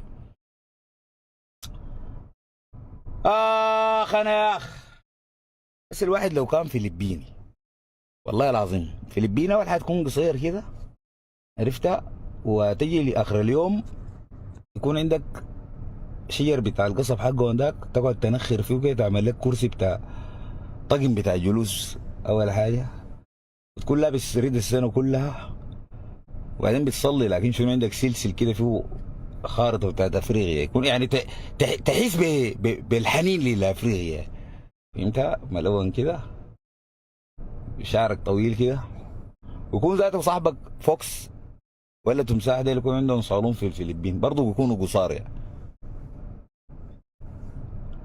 بعدين كل طموحاتك كده تعمل لك مركب من البابونجي ده اللي اسمه شنو الشجره بتاعتهم دي القصب ده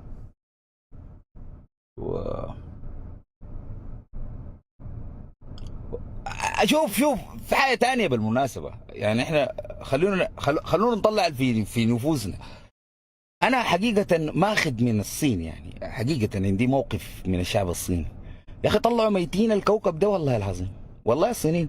انت ليه تشيل السمكه ما تفتح بطونه تنظفها وتغسلها بمويه بس وخل؟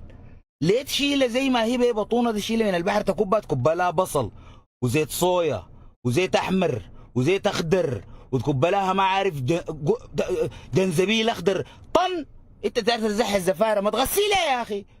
يا اخي خلصوا مخزون الكوكب من البهارات الصينيين ديل. طلعوا ميتين يا اخي. شيلها قطع اللحمه مش يغسلها، ما يغسلها، لا ما يشيل الكبده من العجل، يشيلها زي ما هي ويخطها لك في الفحم يوسخها، يجيبها يقول لك يسلقها ببصل اخضر وبصل احمر وفصوص بتاع الثوم والرجلين بتاعت فراخ، يقول لك عشان تزيح الزفاره، والراس بتاع كديسه وعشان يزيح الزفاره، ويعملوا لها ستيم بخار، وبعدين يشيلوها يمشوا يسلقوها بالزيت الاسود حقهم ده وزيت فرامل، وما يخلي حاجه حايمه في الكوكب ده ويكبها فيها. الموضوع ده انت لو غسلتها وغسلت عادي، بس غسلوها الصينيين ما بتحتاج كميه البهارات دي وباربريكا والثوم الاسود وثوم ابيض. طلعتوا ميتين الكوكب ده يا اخي. يا اخي ما معقول لكن يا اخي، وده كله عشان اكل له 2 دوده. ليه انت ماكله ليه اصلا؟ يعني انت الحياه دي تعرف اقسم بالله السنين ده الحمير وحياه الله حمير. انت عارف البهارات دي والقصه دي لو كبيتها في حله وخليتها تغلي بس طلع منها السمكه المعفنه دي وكلها، والله الدمعه مسبكه في امان الله. طلع السمكه دي برا. انت ليه ماكل السمكه اصلا؟ يعني انت بعد ده كله ماكل السمكه ليه؟ وبعدين اصلا بيختاروا اقل واصغر الحيوانات اللي في الكوكب يقدروا كده، عشان كده بياكلوها بالعصايه. ما بيقدر يشيل الحاجه لقمه، ما تشوفهم بياكلوا كده. الموضوع ده كله لقمتين اصلا، لقمتين بتاعين الجماعه بتاعين المصبي ديل والمصبي ديل، فهمت؟ بس الزبادي بتشيل لقمه كل الموضوع. عشان كده بياكلها بالقش، قشتين كده ياخد 6 رزات يعمل لك فيها الود صحي. شنو انت حمار ساي انت؟ وتمشي تشرب مويه مغليه، طلعت ميتين بطنك. انت ليه تعمل كده؟ لماذا؟ ما الحوجه الى ذلك؟ شيل اللحمه غسلها، كب لها خل، هتحتاج لثوم فلفل كمون اسود، تقفل الحله غلت شيلها وديها الصاج. الموضوع ده انتهى. نار درجة الحرارة يا اخي، دي اقسم بالله يا اخي، ده بيجيبوا النار بتاعت البركان عديل. ليه انت محمر يا اخي؟ انت محمر بيض ولا محمر ديناصور انت يا اخي؟ الشعلة حقتهم ما زي حقت اي زول في الكوكب يا اخي. ليه؟ ليه بتعملوا كده انتوا؟ حمير انتوا، وبعد كل واحد طوله متر و20 سم، ما في ظاهر فيك ذاته العلاق ده. من هنا انا ميتين الصين ذاته يا اخي، ميتين الصين والهند ذاتها. ما كنا وين يا ساتك؟ خلينا اذا تشبكني انا بعدين لاحقا حورين وتورين ليه لاحقا. هسه انا اي حاجه جواي قاعد اقولها، والله الضيقه جواي ده انا شفتها ما قاعد ادس حاجه. بفتح لايف ببل الكوكب ده كله ما عندي حاجه ليزول. انت كيف؟ قال لنا احنا حيوريكم، تورينا بعدين ليه يعني؟ الرجل الثالث في الجيش يقول لنا بوريك بعد، تورينا موريني ليه تاني ذاته؟ موريني ليه؟ قال شنو؟ قال يا اخي في غرفه تدار منها الحرب في دبي. يعني ياسر ليه؟ ليه؟ انا معتقد في اسم ياسر. يعني انا معتقد حسي موضوعك ده يعني لا عمل ازمه دوليه ولا حرك اي شيء. قال له الحرب تدار من دبي، وحسي قاعد تدار المعركه من الغرفه بتاعت القياده بتاعت الدعم السريع في كافوري. عملت شنو؟ اها يعني هسه جيشهم قاعد يدوروه من كافوري. اها يعني ما وري لي وري بوريك يعني. استفيد من شنو يعني؟ قاعد يدوروا الحرب دي من كافوري. قاعد الدلق وقاعد هناك عثمان عمليات قاعد في الرياض. وروك الغرفه بتاعت العمليات والاشاره حقتهم في الرياض. استفيد من شنو حسي؟ قاعدين يدوروها من الرياض. وبعدين اتفضل هناك يعني إيه؟ ماذا استفادت الامه يعني؟ يعني ليه يا ياسر يا اخي؟ انا معتقد في اسم ياسر ده. قال قرار الجميع هو مواصلة هذه الحرب لحين القضاء على الجنجويد أو استسلامهم حسب شروط الأمة السودانية. برضو تحية للانصرافي الأدخل مصطلح الأمة السودانية بدل الشعب السوداني وشعبنا وغيره. أنا شايفك بتقاتل جبال في اللقاء في المصطلح ده. حقيقة إحنا أمة والله، وبنصنع في أمة، وأنا غير كده ما بقبل. إحنا ما شعب، إحنا أمة ولا مجموعة شعوب. إحنا الأمة السودانية، والعالم ده ان شاء الله حيتغير. بتاع السودان ده حتضاف فيه كل الكرامات اللي احنا بنعمل فيها دي، يرمز في العالم حقنا. طيب قال قرار الجميع هو مواصلة هذه الحرب لحين القضاء على الجنجويد او استسلامهم حسب. يعني انتم غررتوا الحاجه دي. طيب الوفد اللي قالته حسي حنان ده ماشي جنيفا ده، هل من ضمن المواصله في الحرب انه تمشي تتكلموا في جنيفا ولا ما من ضمنه؟ انا ما حضغط عليك كثير يا استاذ ياسر، خلاص يعني نتم باقي نقطة. قال قحطي لم تكن لديها الخبرة والكوادر لإدارة السودان أيام حكومة حمدوك، والآن يدبرون لا للحرب بنفس السذاجة، يديرون لا للحرب بنفس السذاجة. منو قال لك؟ يعني منو قال لك انهم يديرون الحرب بنفس السذاجة؟ الساذج هم ولا احنا؟ المرقنا خلينا لهم سنجة، والمرقنا خلينا لهم السوكي، والمرقنا خلينا لهم مدني وما رجعنا. الساذج فينا منو هسه؟ الحريه والتغيير ما طلعت مره واحده قالت لشعبها اللي هم الدعامه، ولا الدعامه طلعوا قالوا يا اخواننا والله احنا تاخرنا في اسقاط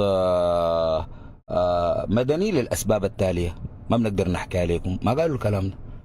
ما شفت لك قحاتي طلع قال والله يا اخي نعتذر على موضوع الفاشر. هسه الليله مشوا هاجموا الفاشر، قوة جمعوها 60 تأتشر وبيدت كلها. أول امبارح كان عندهم هجوم في الفاشر، أول امبارح كان عندهم هجوم في الفاشر ما خلوها. ما تدقوا قائدهم مات وقالوا خلاص الفاشر دي احنا ننساه. كل يوم بيهاجموا الفاشر، كل يوم بيمشوا الفاشر. أساسا احنا ولا هم هسه يا سراطة؟ أنا ما حضغط عليك، قلت لك بحبك يعني، ما حضغط عليك. ده موضوع شخصي يعني وربنا يغفر لي يعني. أنا ما حخفي كلمة الحق ولا حخفي، لكن وكنه لك ودا والله العظيم، وانت قاعد تاكل فيه وحسي ودي ده. قال لا انا ولا البرهان ولا كباشي ولا ابراهيم جابر نريد الحكم.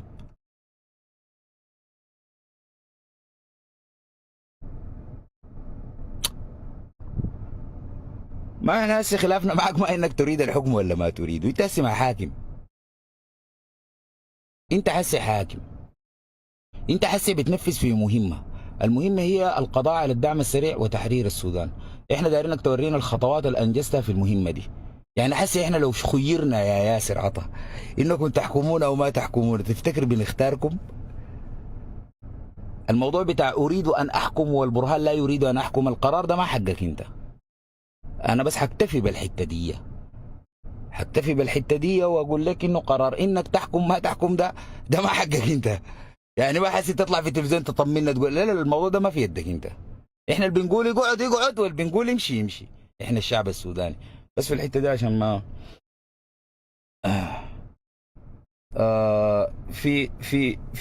في مواصلتكم في عمليه رفضكم للتفاوض مع الدعم السريع، الحصل شنو الليله؟ الحصل ابطال اللواء 15 قلي المنطقه الغربيه الدمازين يدمرون قوة لميليشيا الدعم السريع المتمردة حاولت التوقل في قلي. سعادتك كتبت عليه بجنبه. احنا تكلمنا قلنا القائد العام بتاع الدعم السريع اللي هو احنا ما عارفينه منه، لكن طبعا الناس عارفين انه انا قاصد منه لكن ما بقدر اقوله. الطفايه بتاعتي يا اخي ازازه بتاعت مويه مليانه فل. الله يجيش الفلول جبت لي الروماتيزم عديل والله العظيم. قال لي امشي تعالج شنو كل يوم صقت عليكم بديل. انا لو اشتغلت فرن مش في الفرن، انا ذاتي لو اشتغلت فرن والله العظيم انسى بس بيتزا زي البيتزا حريق جد.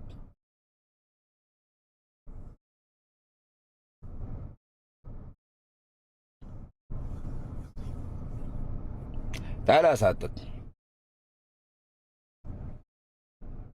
في ترتيب العمليات العسكرية احنا كنا بندافع عن سنار وكنا بندافع عن جبل مويه، فسقط جبل مويه وما زلنا ندافع عن سنار. لما سقطت السوكي المفروض طبيعيا في العمليات العسكريه نعمل شنو يا اخواننا؟ حاجه هناك تزول عسكريه معانا بيجي بس يجاوبوني الناس امهاتنا بس ما في زول يجاوب. المفروض احنا بعد سقوط السوكي نعمل شنو؟ تفضلي.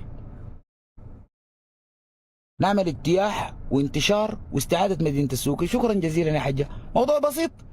سقطت السوكي مفروض احنا في الميدان نمشي نرجع السوكي ونمشي طوالي نرجع الجيلي ونمشي طوالي ننتشر ونحرر القياده. نختار واحده من المراكز الاستراتيجيه نبدا فيها شغل. ولكن القائد العام بتاع الدعم السريع معاه غمزه كده ماشي بخطه اللي هو خطه بتقول شنو؟ انسحاب، سقوط، سكون، هجوم للدعم السريع. الليله الدعم السريع بدل احنا نمشي نسترد السوكي مشي يهاجم لي في قلي في الدمازين. والله يا سراطه اقسم بالله يعني احنا توقعنا انه بعد السوكي دي ترجع لهم درمان وبحري، بعد السوكي دي تنتشروا ترجعوا ليه المقرن الصغيرونه دي، بعد السوكي دي ترجعوا ليه الصالحه. الخطه بتاعتكم ماشيه، الغايد بتاع الدعم السريع شغال، اداهم فتره راحه، اداهم استجمعوا قواتهم، اداهم رتبوا نفسهم. شابكين الخريف ما الخريف المويه معانا. الله عز وجل غير لنا المناخ حق السودان، رجعوا تماما كما كان قبل 100 عام. الليله عندنا امطار وسيول في مروي، في زول في الكوكب بيصدق مروي الصحراويه اللي ما بتنزل، ما عندهم سبلوقه في السقف، ما في سبلوقه في السقف بتاع مروي، بيبنوا السقف ما فيه سبلوقه لانه ما بتنزل مطره. الليله جاتهم سيول في مروي كسرت البيوت كلها. ربنا سبحانه وتعالى نزل لنا المطر خدمه وتأييدا انها تكون واحده من الجنود الظاهرين في المعركه. مطر صاب الدعامه دوروا من مدني ماشيين يسقطوا الدمازين. ياسر بيقول لي انا ما بوريكم ليه احنا ما انتشرنا. ما توريني يا اخوي، ما توريني، وريني لي شنو ثاني. يعني انا اقول له لما اقول يعني الخطه المفروض نتحرك احنا ما يتحركوا هم. في خبر ثاني يقول لك شنو؟ والناس فهمت الموضوع خطا. انا بس راح اصدمه لك هسه اطمم لك بطون. خلينا اطمم لك بطونكم. خد دي مثلا، خد دي.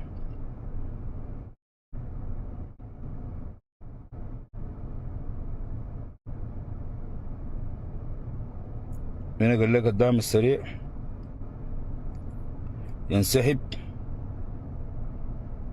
العقيد ابراهيم الحوري اللواء 15 يتصدى لهجوم الميليشيا بمنطقة قلي في محلية التضامن بالنيل الأزرق ويكبدهم خسائر في الأرواح والممتلكات. الليلة مشوا دقوا، بعد بكرة ما هيمشوا يدقوا، بعد بكرة هيمشوا يدقوا، وانتوا قاعدين محصنين يا سعادتك. هيسقطوها حيسقطوها زي السوكي صمدت يوم سقطوها. انتم مخلينا نصلوا لحد الدمازين كيف يعني؟ مخلينا نصلوا هجومكم وين المضاد؟ انا ما شرط نمشي ورا الدعامه ديل في الدمازين، انا امشي لهم في مدني ما ريحهم. احنا بنشوف كيك اللي بيطلع بيعمل له غزوه وبيجي راجع المدني بيستقبلوا الناس وبيحتفلوا به، تاني يطلع يبلنا تاني يمشوا مدني. انتوا قاعدين فاتحين الشوارع احنا ماسكين كوبري البوليس، احنا ماسكين كوبري ما اعرف رفاه، احنا ماسكين كوبري العرب، احنا ماسكين كوبري يا اخي يا اخي. ساعتك قال لنا هسي صدينا هجوم، صديوا ليه الهجوم؟ هم وصلوا لحد الدمازين برقوا من وين؟ اتجمعوا وين؟ اتلاقوا وين؟ ما تمشوا تشوفون. افتحوا لهم بحري، افتحوا لهم المصفى، حشتتهم. الفرصه مناسبه الان مع المشتركه ومع مناوي ومع الساته تخش ليه الضعين. الليله الجيش، الليله المواطنين في الضعين بيستعينوا بالقوات المسلحه. تذكروا نبوءتي ليكم قلت لكم حتلفوا كده وحتيجي تفتشوا الجيش. ربنا سبحانه وتعالى استجاب لدعواتنا وربنا سبحانه وتعالى ايدنا. والليله دي المواطنين في الضعين بيستغيثوا بالقوات المسلحه لانه المرتزقه دخلوا الضعين بدوا ينهبوهم هون ذاتهم. هم دعامه لكن ما دعامه من الضعين، دعامه دايرين يشيلوا بالمرقوبيه وده دايرين يتخارجوا، دقوا وقتلوا المواطنين في الضعين. المواطنين بيستعينوا بالقوات المسلحه، ربنا سبحانه وتعالى ايدكم. المشتركه بدل تخش ليه الضعين منتظره انه ندين تدوين الفاشر، ما تمشي لهم. ليه يا اخوان؟ ما في زول ما في هجوم دي، ما في زول في الجيش دي شالوها برا مسحوها ولا شنو؟ ما مكتوب كلمه هجوم في دفاتركم دي انتوا؟ ما في هجوم؟ ما بتعرف انه الناس زي ما بخش ليه الدمازين انا اعمل له التفاف في المصفى ابيدهم ما يطلع منهم ولا دعم. شرق النيل التسعه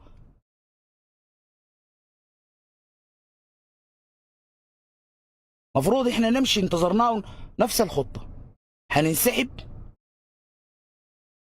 نسقطها نعمل فتره سكون، ما في عمليات متحركه هسه لا اسبوعين ما في محور شغال ولا تسمع لي طلعنا ودقينا ورجعنا ما سلمتني حتى انت ما شغال. هسه دول هم ماشيين دوز يهودي قال دايرين نمشي الدمازين. اوريك الخطه حقتهم يهودي كاتبينها. تفضل يا سراته.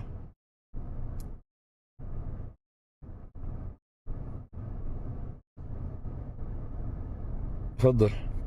قال لك مصادر انسحاب مجموعه كبيره من النوير والشلك من عناصر الميليشيا بسنجه.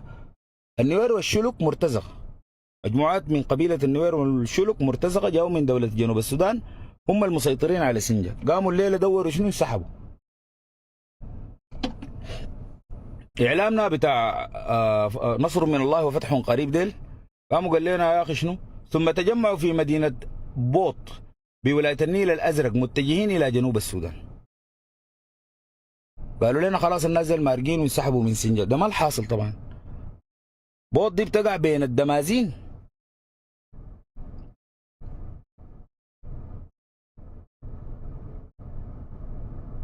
بوط دي بتقع بين سنجة والدمازين. بوط دي المعقل بتاع منه؟ بتاع البيشي، كتايبه ناسه ميليشياته تأييده. قاموا طلعوا النوير والشلك من سنجة مشوا بوط. حيهاجموا وين يا اخوان؟ حيهاجموا الدمازين. الخبر بيقول لك شنو؟ لكن يقول لك قالوا ماشيين دوله جنوب السودان، هم قاعدين في دوله جنوب السودان، اللي بيوديهم دوله شنو؟ جايين يحاربوا مرتزقه، حيمشوا الجنوب يسوي شنو؟ ما ماشيين الجنوب طبعا. قال لك مشوا بوط، ما ماشيين الجنوب. اتجمعوا في بوط دي، بوط دي فيها مركز ومعقل البيشي، حيمشوا الدمازين بعديها، ما حيمشوا جنوب السودان. لكن السيد القائد العام بتاعهم ما استلموا مدينه بيقول لنا انت كما كنت يا جيش، كما كنت يا مرتزق يا هيئه عمليات، كما كنت يا سميهم مرتزق اي حاجه يسميهم.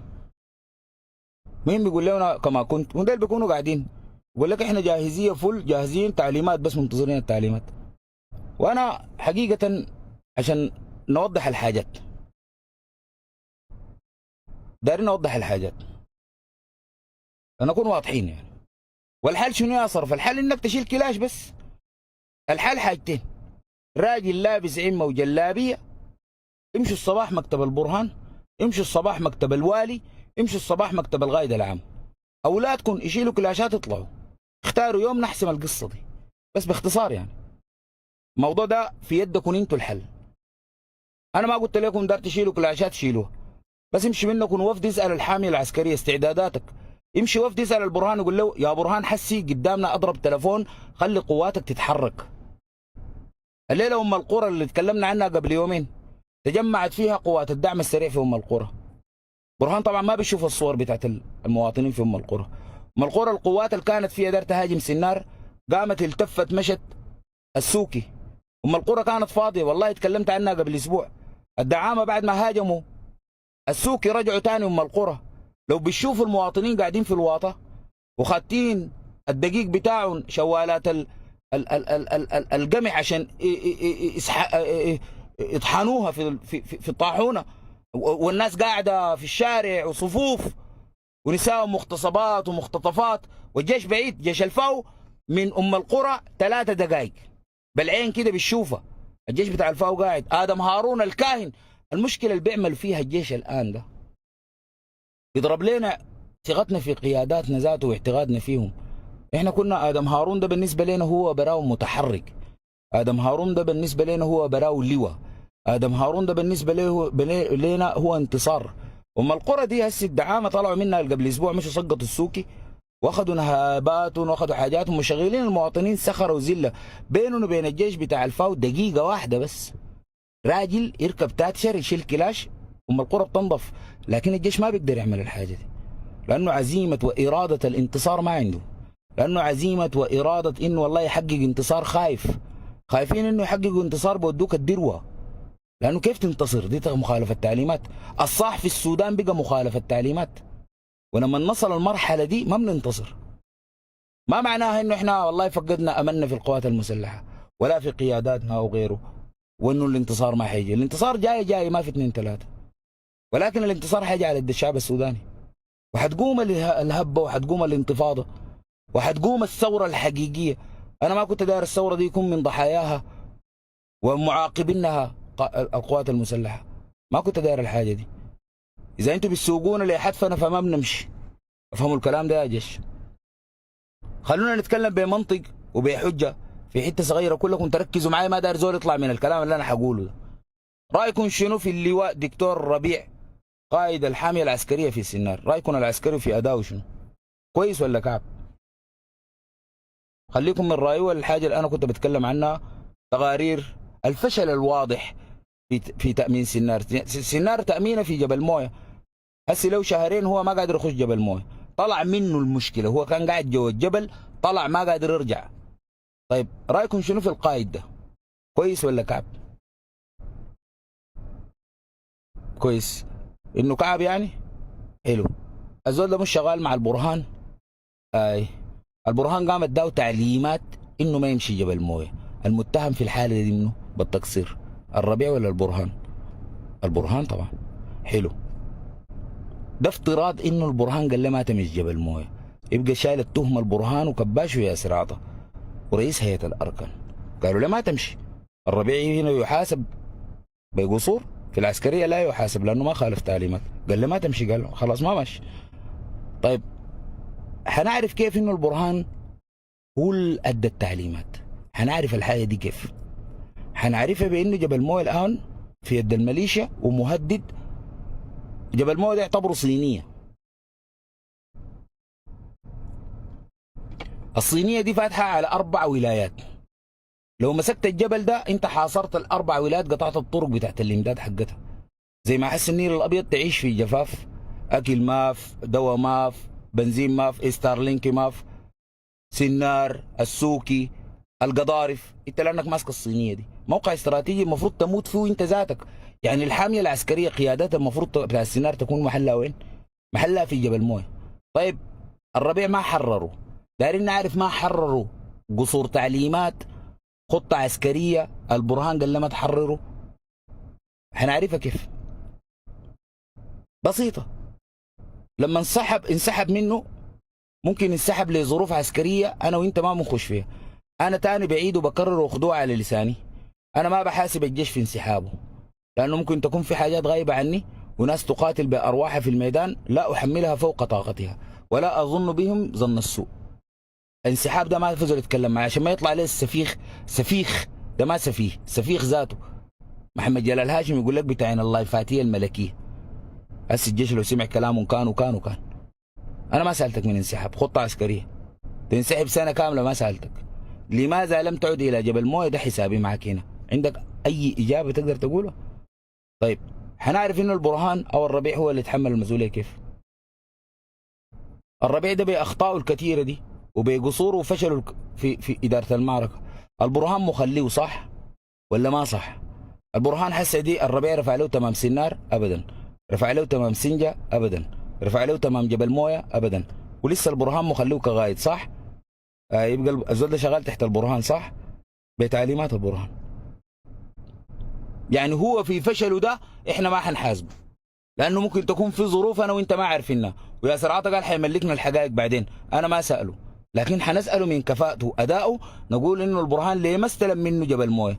ليه البرهان انت صابر على جبل مويه لحد هسي وصابر على الربيع؟ صابر على الاثنين، لا استرديت جبل مويه ولا اقلت الربيع بدلته بزول يجيب لك جبل مويه. يبقى في مخطط ولا ما في مخطط؟ هناك حجه. هنا ممكن نظن ولا ما ممكن نظن؟ ممكن نشك ولا ما ممكن نشك؟ الموضوع ده ما نبيح ونبيح الكلاب حول السلطان. شو فاكرين انك لما تخص صورته ولا بتعمل انت كده بتدافع؟ احنا عندنا سين جيم الان مهدده اخر مناطق فيها المواطنين، بعدين لما نهلكم هم قاعدين بعيدين من الخطر فاكرين انكم دعمكم وتضليلكم او وقوفكم ضدي انتوا كده بتحرسوا السلطان، انتوا ولا حاجه ولا السلطان ذاته شايفكم. اللي بيحرس السلطان الكلام ده، واللي بيحرس الدوله الكلام ده، واللي بيحرس الشعب السوداني الكلام ده. التبرير شنو؟ انه البرهان لا رجع جبل مويه، لا قال للربيع ما سلمتني جبل مويه، ولا حقق معه ولا ساله، ولا في نفس الوقت اقال الربيع جاب زول تاني. لماذا لم يفعل ذلك السلطان؟ ما اسمه البرهان، اسمه السلطان، ده السلطه. معناه البرهان رادع عن الحاجه اللي بيعمل فيها الربيع ده. تتفق مع البرهان تماما. ما ظنا في البرهان ولا بعرف الغيب ولا بدق كف ولا الرمله. الزول ده الربيع ما رجع له جبل مويه وما ساله وما قال له امشي رجع جبل مويه، البرهان ما قال، وربيع من نفسه ما مشى ولا عنده القدره انه يمشي، ولا البرهان قام غيره. راضي عنه ولا ما راضي عنه؟ راضي عنه. الربيع قاعد برضا السلطان عشان الناس ما تقعد تعمل لنا قومه وقاعده، عشان ما نرمي الموضوع كله في الربيع. الربيع اداؤه زي وشه، مفروض يتغير، مفروض يتجاب زول كويس.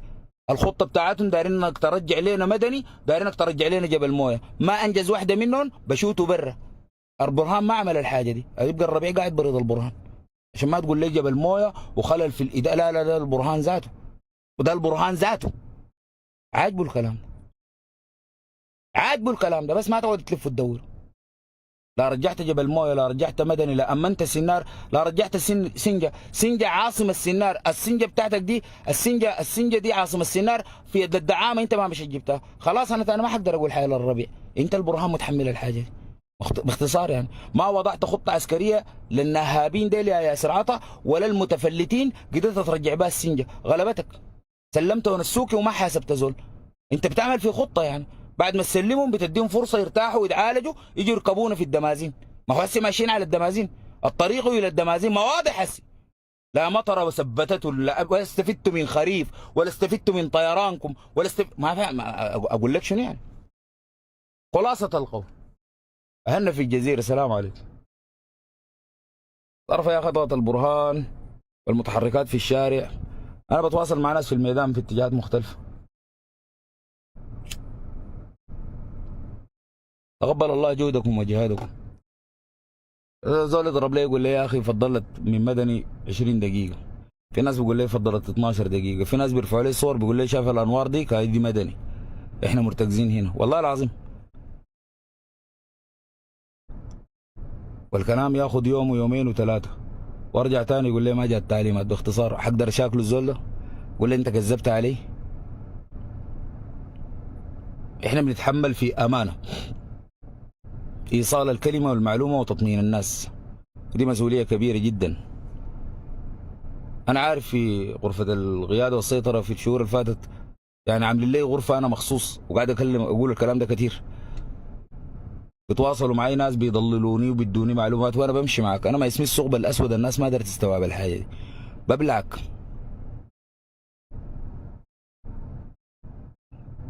انا عندي ميزتين، لما نطلع اللايف بتكلم ما عندي شغله بزول، بتكلم كلامي. لما تتواصل معي بسمعك، ما بتكلم انا. فناس يقول لك يا اخي التصرف والله الكاريزما بتاعتك في اللايف ذاتها، انا بتكلم معاك زول عادي كده، وانت بتتكلم معايا الكاريزما تجيك كيف؟ انت اللي بتتكلم معايا بتكلم انا، ما في كاريزما لانه انت اللي بتتكلم، انا قاعد اسمع بس. حاضر، كلامكم صح، نصر من الله وفتح قريب، الله اكبر، نبشر الناس.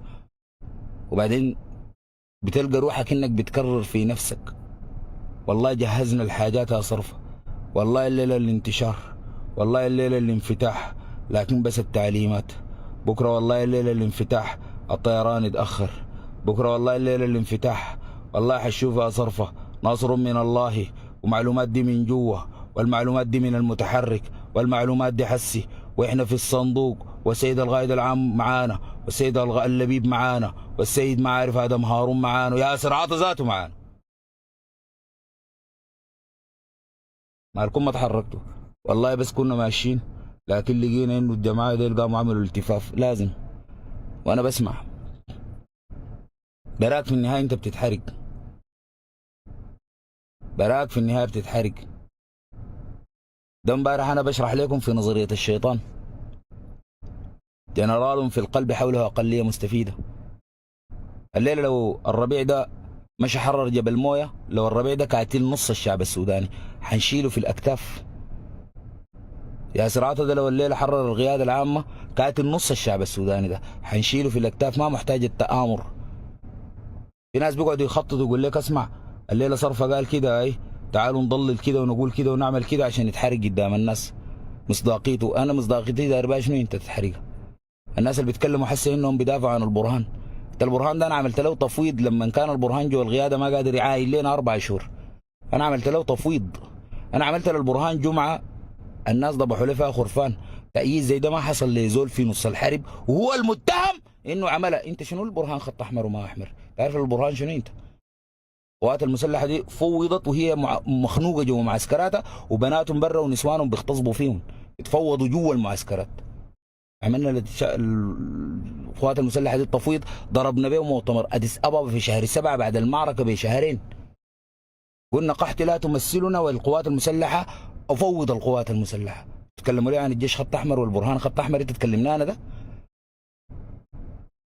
لما الجيش كان يتوكأ على كلاش فارغ احنا عملنا له الاستنفار وخضنا الجوله فيه، واكدنا انه من حقنا نشيل سلاح ونقف مع القوات المسلحه، واجبرنا البرهان يعلنا واخذ شرف الحاجه، ما سحبنا منه البساط ولا فتشنا سلطه ولا فتشنا.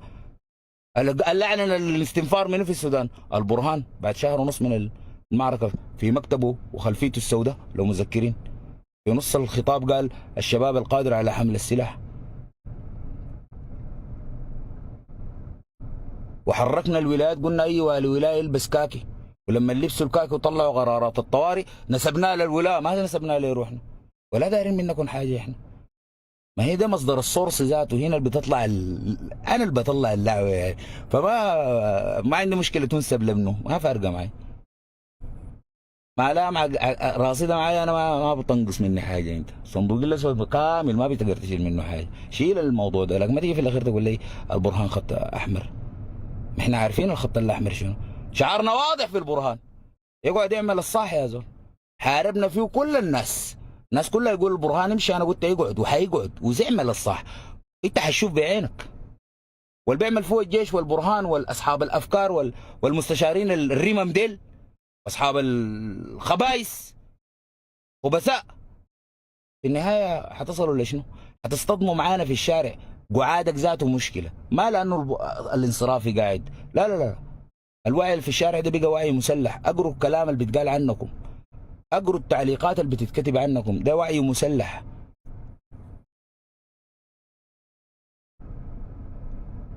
كل مره احنا في مرحله السكون، مرحله السكون حيعقب انفجار. السكون حيجي انفجار. الانفجار ده حيبدا بيكم انتوا، ما حيبدا بالدعم السريع. انت اللي حتلقاك في وشي. الكلام ده قلت لك 2022 2021 2023 2024 بقوله لكم. الواعي ومسلح ده حيعرف منو الخاين قبل ما يفتش في العدو الظاهر، هيبدا بيك انت. وده التاريخ ودي المعارك ودي الحروبات بتوريك. الكاك الاخضر ده اذا كانت حجتكم يا هيدا انتوا هسه بتعاينوا الدمازين الدعم السريع ماشي عليها، وهديك شندي بيقولوا لنا شندي طمين. شندي طمين ما فيها حاجه، ما لا شندي فيها طمين يعني. قالوا من جوا كلها مؤمنه والجيش قاعد فيها وكذا، لكن ما مشيت الجيل هاي ما بطمين على شندي. انت ما طمنتني، ما مشيت واجهت العدو. راجيه ويجيك وخد معك جولتين ثلاثه. العدو عنده خطوط امداد وعنده بياخد لفه بيتسلح وبيتداوى وبيتعالج وبيستنفر وبيجيك راجع تاني، انت بتكون محاصر. لما الدعم السريع يجي داخل شندي بحاصرها بالمناسبه. انت لا يمكن تقنعني انك محاصر المصفى، انت كنت بتغش فيني. انت ما محاصر المصفى، انت ما محاصر المصفى. دعامه طلعوا من المصفى لحد شندي لحد سنجا لحد سنار. انت ما محاصر، انت ما محاصر حاجه. فتح من الله ونصر قريب، ما انت قاعد تقضب عليه. الله ما بيفتح عليك وما في نصر قريب بالطريقه بتاعتك دي. يا هي ديك الجيلي الصباح ضحى كده دوروا تأشيراتكم. الدعامه دي لما نتحركوا قاعدين ترصدوهم بالاقمار الصناعيه، قاعدين ترصدوهم بالمستخبرات في الشارع. ياسر عطا بيقول لي احنا جايبين اسلحه نوعيه. اسلحه نوعيه ليش شنو؟ البيشي ده لما دخل سنجه دي شايل شنو نوعي؟ ما راكب له لاند كروزر وبوكس بتاع مواطن دوشكا ما فيه، شايل له بندقيه قناصه بيشيل لها 6 طلق 5 طلق ونص اوتوماتيك ما بتضرب طوالي، وجنبه ده شايل له بندقيه وكلاش. شنو؟ اسلحه نوعيه. هسي الاسلحه النوعيه دار تحاربوا بها، هسي عليك الله كيكل ده بحاربوه بسلاح نوعي وعنده موخ ذاته هنا من حاربوه بسلاح نوعي. ما تدور عديل امشي له دوش كتب في عينه بالميتين وذاته. في شنو يا زول؟ الدعم السريع الليله في قريه من القرى حول سنار لموا لهم 2000 بقره عشان يمشوا كاسحه الغام. هم ذاتهم زارعين الغام ناسينها. خلي الالغام الزارعه الجيش، هم ذاتهم زارعين الغام ناسينها. ما تلموا البقر ده انتوا طيب يا جيش، لموا البقر ده انتوا. المطر حس يكشف لكم انه الدعامه كانوا زارعين الغام، ما تلم البقر امشي بيهم قدامك. خلي الالغام تتفجر في 6 7 بقرات بتكون وصلت المصفى نقطه عربي انتهى يعني. ما هو انت لازم تحارب، هاي القوات المسلحه لازم تقاتل، الجيش لازم يحارب، لازم يهاجم. لما تحسبها بالحسابات العسكريه، المباراه لما انت تكون مغلوب 3-0 بالدقيقه 80 بتعمل شنو يا برهان؟ بتتحول الفريق كله لشنو؟ لمهاجم. بتخلي ورا منه الحارس بس، بتبدا تصنع ضربات جزاء فاولات بلنتيات، كلكم تيجي تتكبوا في 18. الدقيقة كلها فاضل لك 10 دقائق للمباراة، لو حشروا فيك 2 3 ما فارقة معك، لكن في فرصة انك تغير المعادلة وما زال انت لاعب في ارضك. الجون بجونين، انت دي الارض حقتك، الجون بجونين وداخل فيك 3-0 وفي الدقيقة 80 فاضل 10 دقائق لنهاية المباراة. انت لسه بتدافع متوقع يخش فيك جون. فاضل لك كم ولاية؟ كسلة، قضارف، طلع سنار برا، كسلة، قضارف، الفاو طلعها برا، كسلة، قضارف، الدامر، بورسودان، من 18 ولاية. الدقيقة 90 محسوبة بأعمار الشعب السوداني ده، محسوبة بالناس اللي ما لاقية تاكل وتشرب، محسوبة بالناس اللي ما لاقية تاكل وتشرب برا السودان. المجاعة عند اللاجئين برا السودان. الليلة عندنا 29 مواطن اتضربوا في اثيوبيا من ال6000. لا الخارجية تحركت، لا شرطة تحركت، لا داخلية تحركت، ولا برهان تحرك، ولا اللي بيموتوا ما جوا السودان. الجائعين والمشردين الآن في 8 مليون في مصر ما جوا السودان، برا السودان دي.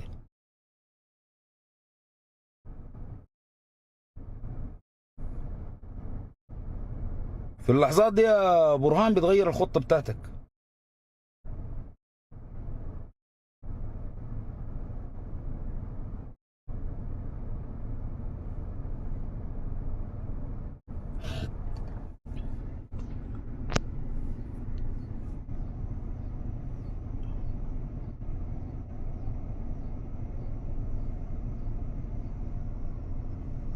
ذات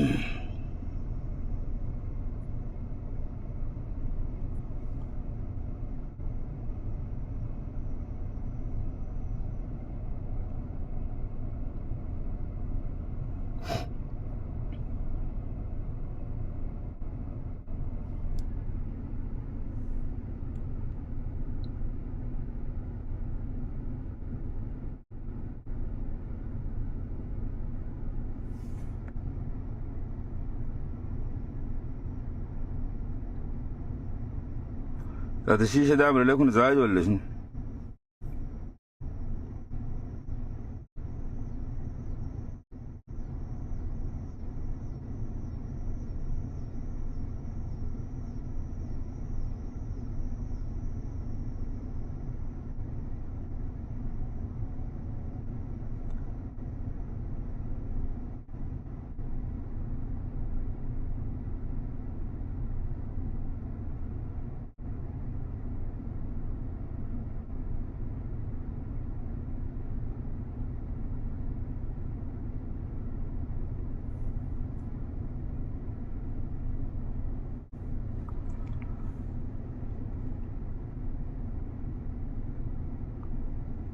رجع الصوت مش؟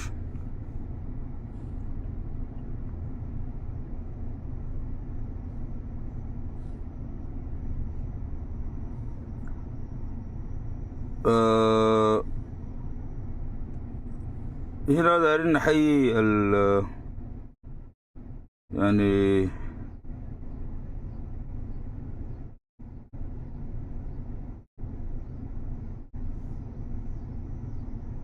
المجموعة سلمت قبل يومين ووصلت مكتب ياسر عطا، ووصلوا السيد القائد ياسر عطا، السيد الرائد صلاح حسوبة، تحياتنا لك. هو كان سلم مع مجموعة 50 عربية ولسه عنده قوات باقية، ويعني هو سلموا في شندي ولكن رجعوا هنا منطقة العسكرية ام درمان، وتمت الترتيبات بصورة كويسة بعيدا عن مناطق الخطر، وبيضمن لهم يعني أمن وسلامة المواطنين وأمن وسلامة القوى المسلمة. وبنطمن يعني باقي القوات اللي عاوزة تسلم، يعني الحاجة اللي أثيرت في شندي لأنها ما مرتبة، وكان عملية مفتوحة ساي الناس يعني الناس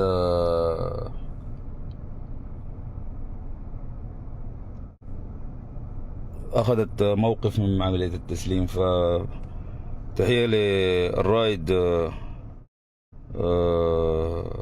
صلاح حسوبة وقواته، تحية لهيئة العمليات في سركاب والإجراءات اللي قاموا بها. نطمن الناس إن القوة الموجودة في أم درمان ترتيبها كويس يعني، وندعو باقي القوة اللي عاوزة تسلم. طبعا يعني العملية تتم بتنسيق كويس يعني، ودايرين نشوف أثرها في الميدان. الحتة اللي فضت 50 عربية اللي استلموها دي القوة المسلمة، ركب الجيش وهيئة العمليات والمستنفرين والخاص، دي 50 تاتشر ترجعوا حتتهم اللي كانوا فيها ونبيل الدعامة دي.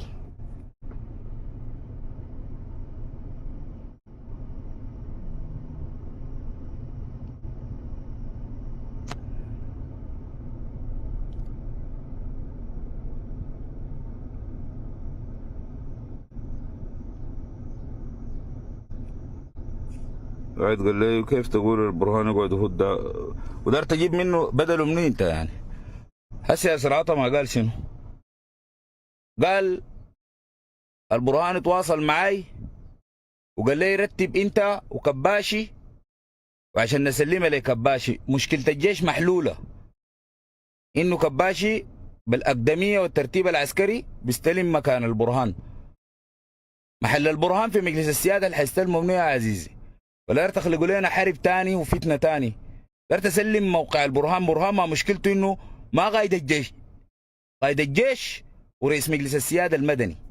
دي حتحلها كيف؟ شلت البرهان من الجيش حتدي المنصب بتاعه اللي في مجلس السياده لمنه؟ نائب عقار بياته حقيه، عقار ده 1% من السودان ما حقه، ما ولا يمثل 1% من السودان، هتدي المنصب لمنه؟ تبدا لك في البرهان ده. اذا انت ما وثقت في روحك كشعب وما وثقت في روحك كجيش تلزم وتجبر الرئيس يعمل الصح، مغيره مالك؟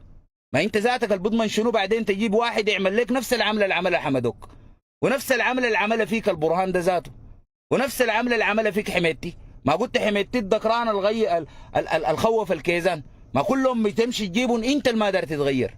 انت منتظر زول يجي يعمل لك الحاجه، ما بتحصل الكلام ده. انت تجبر الزول يعمل الصح. هي دي فرصتك الان في البرهان، تجبره يعمل الصح. بعدين غير البرهان كان بانتخاب ولا بحكومه ولا بغيره، بتكون واثق انه تاني ما في زول حيحكم البلد دي بمؤامره وبخطه. لكن انت ما قدرت زول واحد غالبك تغير فيه، هتتغير كيف تاني انت؟ دي فرصتنا انه كشعب وكجيش بوحده واحده نجبر الزول ده يعمل الصح. الصح انه الجيش ده يتفك بس. الصح انه احنا في الدقيقه 80 ومغلوبين 3 وفي ارضنا، نطلع بعد ده ما في دفاع تاني، هجوم. ابسط حاجه نقطه عربية.